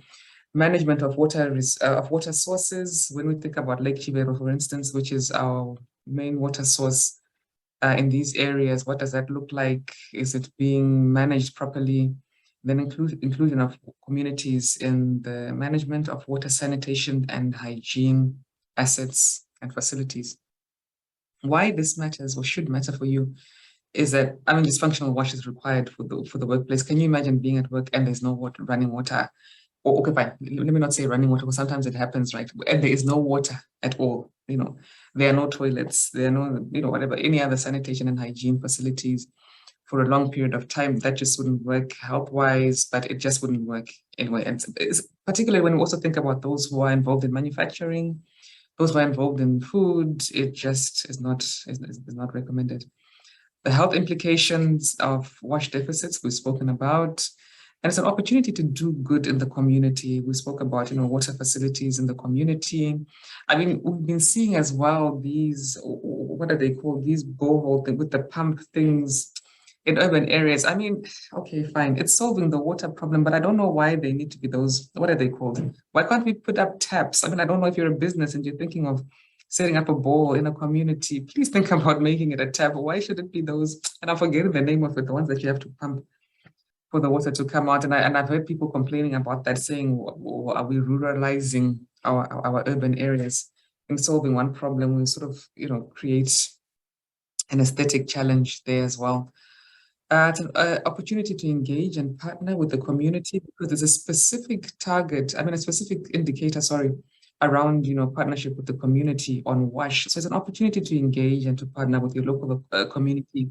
So, maybe the starting point is WASH, but then also you can then move on to other things that you do together with your community, issues of community ownership, even of those assets that you jointly put up. Access to clean water bodies is important for business operations, and then the business opportunities that are coming out of that. We spoke about before, bottled water and that sort of thing. Interaction with other goals. The poor often don't have access to adequate wash facilities. Again, efficient irrigation for agriculture and food production, energy for water withdrawal. Sometimes you need electricity and energy to then pump the water out, to process it, to clean it, and that sort of thing. Water is essential, for economic activity and for production. Inequality, the relationship between inequality and access to wash services. Local authorities, they are key. They're the key partner on this one. How do we work together with them to ensure that the service provision is what it should be? Financing for WASH, there are a number of donor funds coming into that area. For good health, we've spoken about collection of water, we've spoken about, so now you're starting to see the repetition as we're coming full circle and covering more of the goals.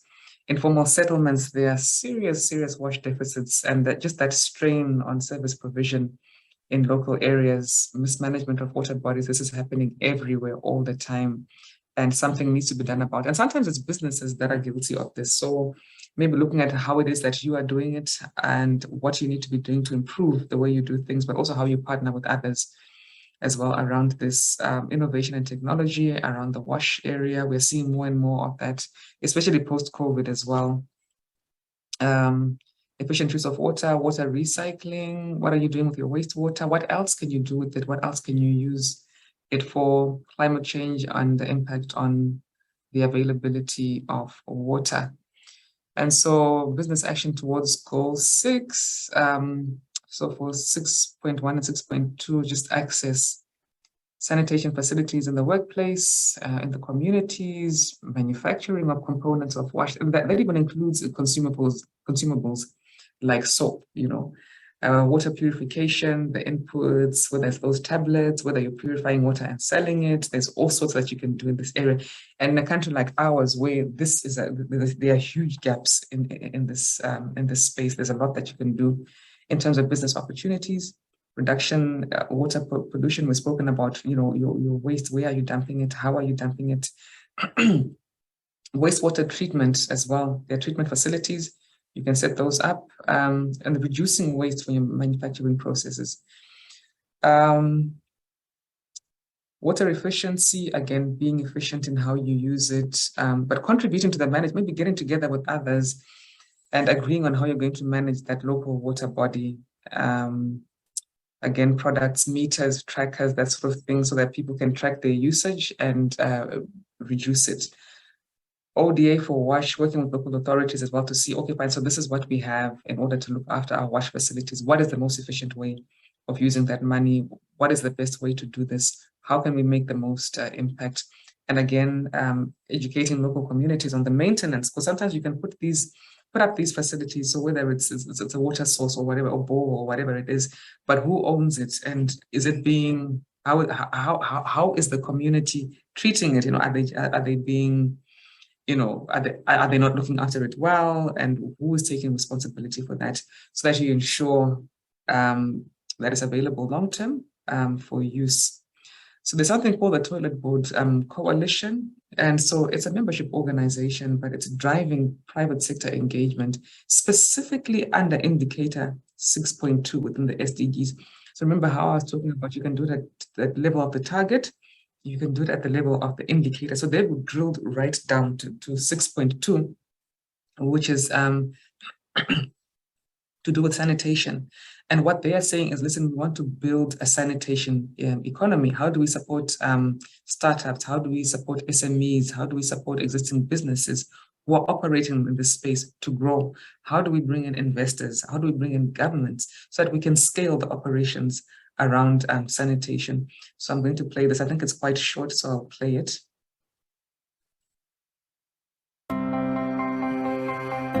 It's interesting for us as a corporation and for me personally because it's a way to bring Kimberly-Clark resources and our expertise to the table. So for us, it's an innovative way to approach the sanitation issue, both from a resource and intellectual property perspective, but then also through our consumers.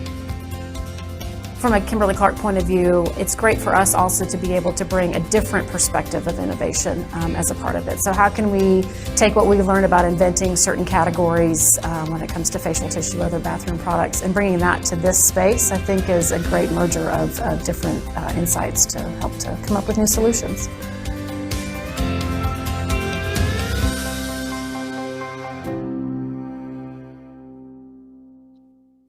Okay, so with 3 minutes to go, my question to you, maybe Lois, is do we continue and take more time, or do we stop here and continue tomorrow? But it looks like we then may need an additional session, a fourth one.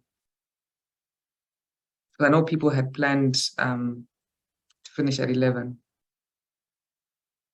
But I guess there's a lot to talk about. Yeah, we can hear from them, but I propose we can just continue up to 11:30. I don't know about others. Okay, so maybe we can hear from others.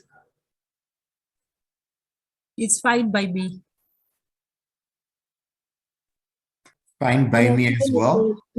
I'm okay with it. I'm fine by it. Great, okay, so it sounds like there are a lot of people who are suggesting we carry on. Okay, thanks. So we will carry on. Goal number 7, and I'll try and go very, very quickly now. Goal number 7. No, it's fine by me. Great, thank you very much.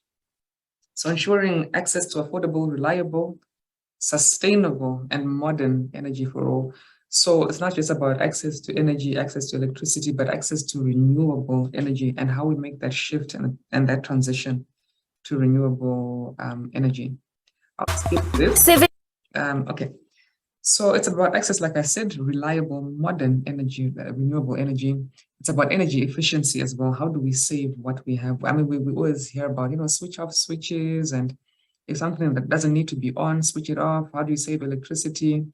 And it's about research as well into this renewable energy and these modern forms of energy. And then there are also issues around the infrastructure and the technology that is needed for clean energy. So why it's important to business, it's essential to run your operations. I mean, there's a lot of production time that is lost just from electricity, power cuts, and electricity not being available or energy not being available. Renewable energy is cheaper in the long term. Yes, the initial outlay is quite significant, but in the long term, it does work out cheaper. And like I was saying before, it does help to take a long-term approach to SDG mainstreaming into your business. Energy costs, of course, affect the bottom line. I think we are all feeling it, whether you run a business or you don't. I mean, the ZESA tariffs have gone up quite significantly in the past few weeks, and we are really, really feeling it. And businesses will feel it on the balance sheet as well, in the what's it called, in their costs. Increased demand for renewable energy creates opportunities. I mean, we're seeing a lot of new innovations coming up in the renewable energy space. We're seeing a lot of businesses coming up. So there's a whole market opportunity, and it's growing in this space. Interaction with other goals. We've spoken about poverty, energy for agriculture, energy for economic activity, inequality and energy we've spoken about. So theft, I mean, goal number 16 deals with issues of crime as well. And we're seeing a lot of theft of, whether it's, what's it called, copper from the, whatever, ZESA lines. I mean, a lot of this very, very annoying sort of, I don't want to call it petty theft. It's not petty because it has quite some significant consequences. And that's one way that goal 7 is interacting with 16. Tariffs as well, because there are issues of tariffs in goal number 17 for trade. We're having to bring in a lot more equipment in this space, and the tariffs do make a difference in terms of whether it's viable or not. Energy for wash skills. We need more and more skills in this space. This is a growing area, not only for business, but also in terms of as an economic driver and in terms of where the world is going. And there's a lot of skilling and upskilling that's still needed in this area. Firewood was spoken about. And those who are involved in construction, more and more are thinking about renewable energy and energy efficiency in terms of other components that are included in the housing structures. Deforestation, we've spoken about. Power generation, I mean, we hear about, Kariba is low these days, and so power generation is low as well. So that does interact, goal 7 and goal 14. Innovation, clean energy solutions, a lot of innovations in that space at the moment. Energy efficiency, when we are thinking about efficiency and recycling under goal 13. Reduction in carbon emissions as a result of clean energy. Energy is essential for healthcare facilities, and now onto the possible business action. So a lot of it here is to do really with how do you save electricity and then the business opportunity around it. So when we talk about access, adopting clean energy, and I'm hearing and seeing more and more businesses and organizations who are moving from traditional sources of energy to renewable energy. Here at UNDP, we recently installed a solar solution as our backup power supply. Before we were using generators, but of course, when you think about the emissions, when you think about the use of non-clean fuel sources, we've moved on to a cleaner backup solution. Manufacture and distribution, supply of components, whether it's for solar, whether it's for hydro, whatever it is. Energy consumables as well. And then also we are hearing about companies and businesses and organizations that are helping their staff to purchase some of these solutions. So maybe it's a soft loan, well, not a soft loan, but maybe it's a loan to buy solar panels that's then taken off the solar solutions that's then taken off their salary, or whatever else works in your context. Energy efficiency, moving over to efficient light bulbs, for instance, but also the supply of those consumables. Financing, for those of you in the financial sector, financing of clean energy solutions, but also the research around that. There's a lot of research and development that still needs to go into this, into the clean energy space. And for those of you who are working in that area, what else do you need to be looking into in terms of the research, and who else can you collaborate with to make it happen? And then infrastructure as well, and investment and innovation. Yep. Solar pack. I'm sure you've all heard of the solar pack, or many of us have. It's this a backpack with a solar panel that's incorporated into it, so that children who are in areas where there's no electricity can then use their backpacks for lighting and continue to do their homework. So again, this is at the nexus between SDG 7 on energy and SDG 4 on education, but you can watch it in your own time. Any questions on goal 7 before I move on to 8?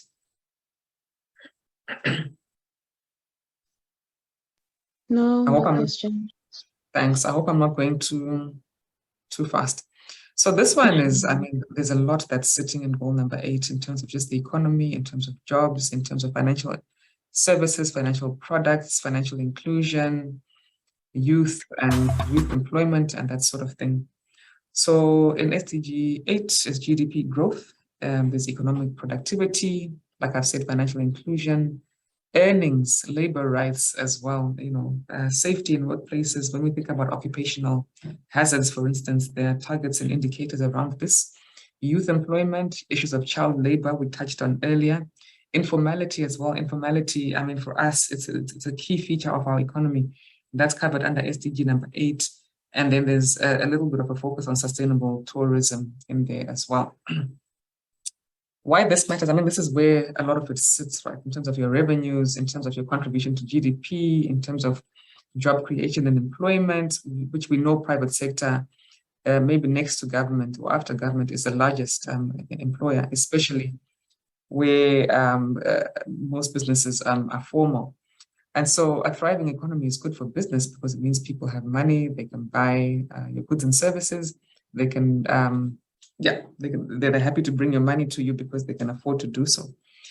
There are penalties, of course, as well that can arise from some of the issues that are sitting within goal number 8. So when we think about unfair labor practices and the problems that come out of that, when we think about occupational safety, if somebody gets badly injured in your workplace, what that means for you in terms of the cost, in terms of all of the other things around that. Child labor, we heard that Tony's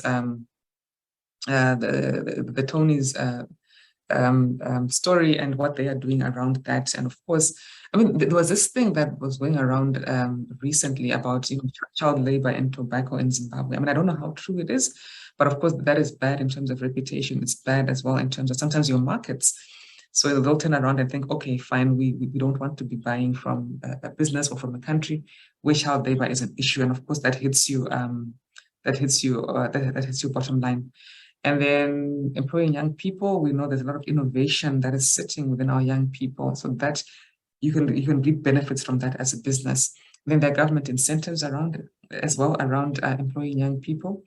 I think there's some sort of tax incentive there as well in Zimbabwe if you employ young people.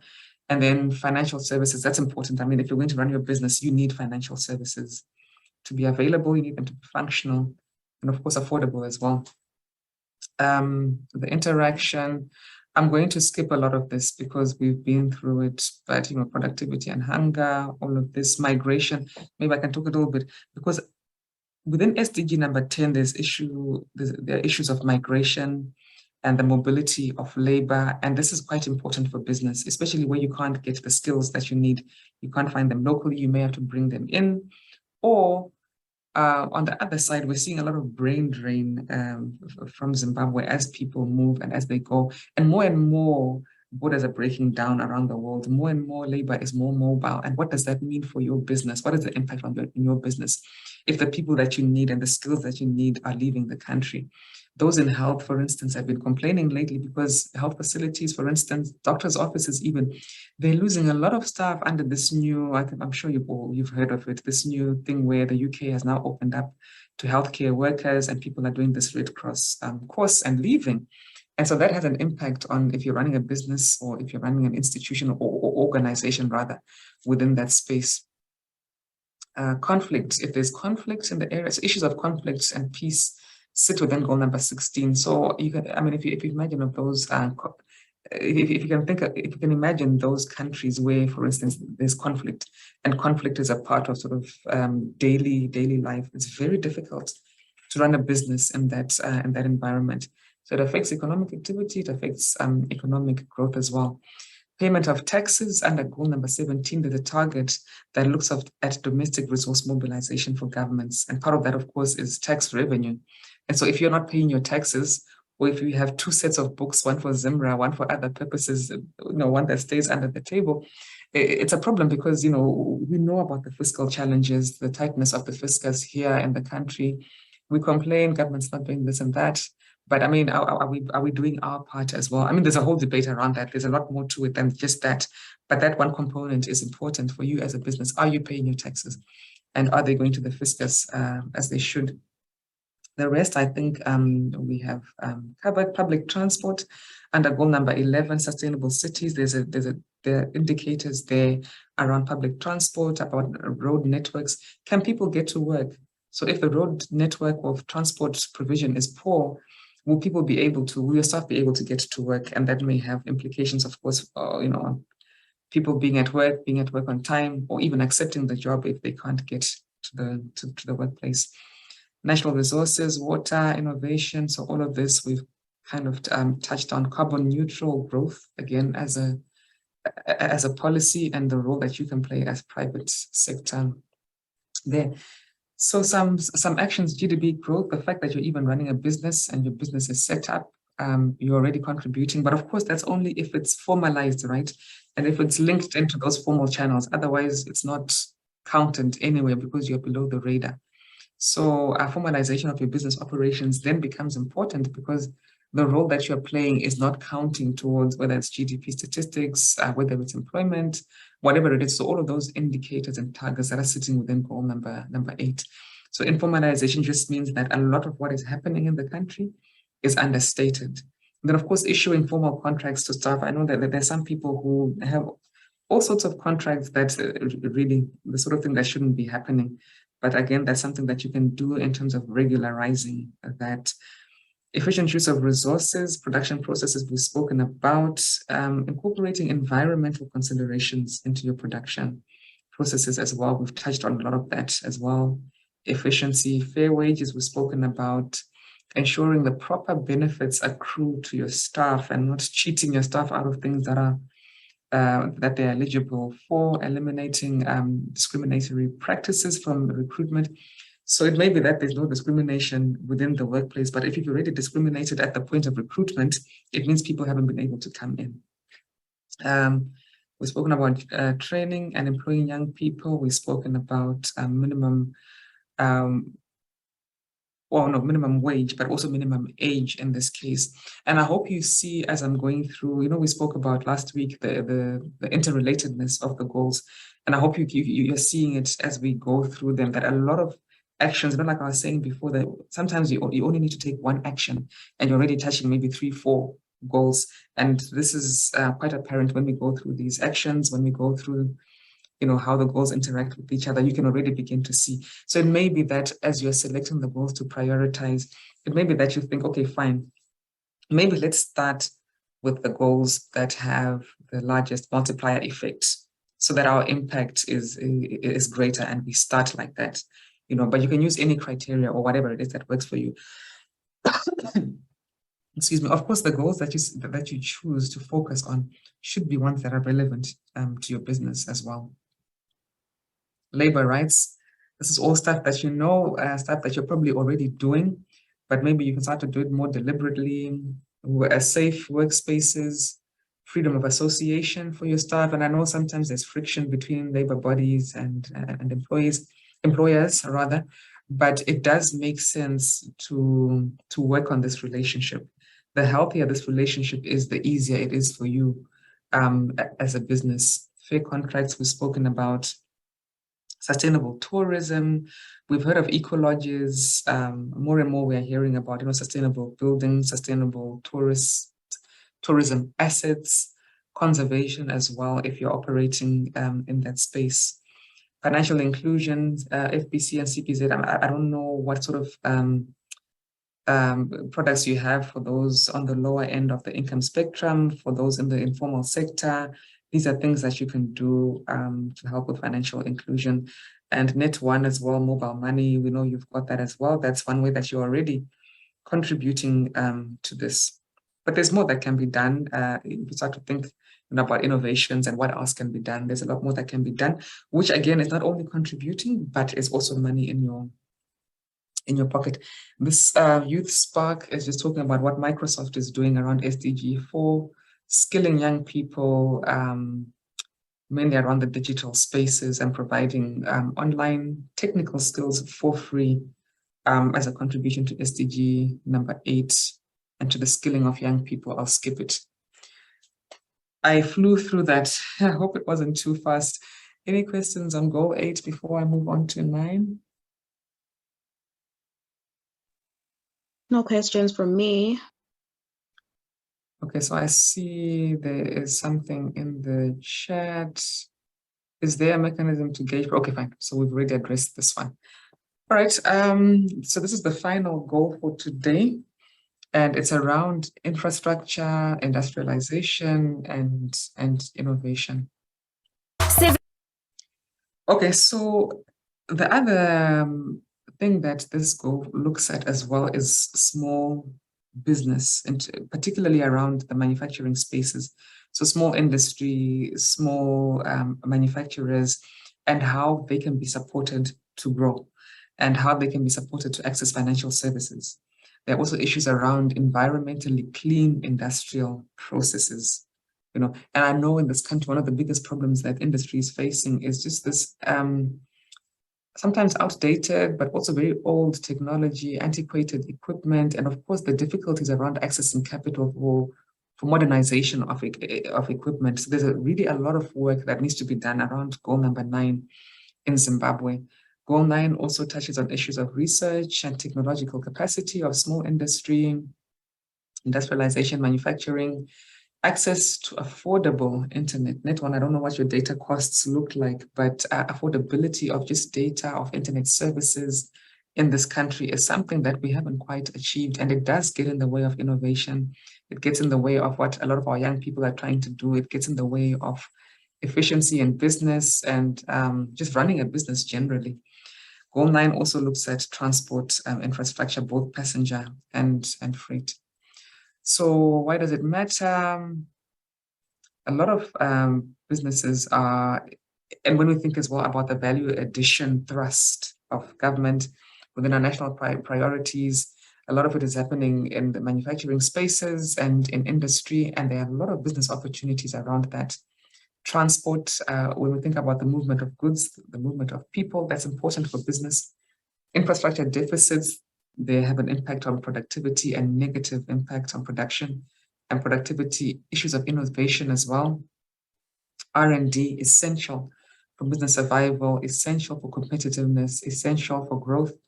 Technology, mobile phones, increasingly important for business efficiency, but credit as well as a catalyst for growth, just working capital even, and support for the growth of small and medium enterprises. So these I will skip through because we've seen that the digital divide, maybe I can talk about when we think about inequality. The digital divide really is a form of inequality, and it limits what people can do. And in terms of using tech as a means of income and to address issues of inequality. FDI is important for business, but of course, as a country, we have our own challenges around that. FDI, skills for innovation, women in science, we've spoken about, public infrastructure, and of course, the interaction between industry and nature. We need to ensure that as we are harvesting our raw materials, as we are growing our manufacturing enterprises, as we are growing our industries, we need to do so in a way that still protects and conserves our nature assets and our natural resources. Climate smart innovation as well, and that was spoken about. So business action, infrastructure, so passenger and freight transport, there's a business opportunity there, especially in underserviced areas. There are still a lot of underserviced areas. I remember there's a one time I was trying to get from Bulawayo to Victoria Falls. There was no flight on the day that I needed to, and I needed to get there very quickly. It was quite urgent. So there was no flight on that day. So already there are issues around the air transport there because it doesn't run every day. So I was trying to look at how else I could get there. So those coaches are no longer running. There's Bravo and some of the other ones. I called all of them. They're no longer running along that route. Shuttles were too expensive, and there was just no way of getting from Bulawayo to Victoria. It was on a Sunday, I think. Yes, it was on a Sunday. There was no way of getting from Bulawayo to Victoria Falls. And then I think in the end, the option that was available was these chicken buses, but because it was for UNDP business and the insurance doesn't cover, because a lot of them are not registered, it then turned out to be a huge problem. So we have a lot of underserviced areas where business opportunities do exist. Upgrading local infrastructure, and again, we think also local authorities, it's government maybe, but we see businesses, we see communities, we see others stepping in to help, whether it's filling potholes or whether it's fixing other infrastructure, whether it's even what are they called? Those substations. Sometimes, because of theft and crime, they're not working. Sometimes it's a small thing that's needed, and we've seen communities coming together to plug that gap.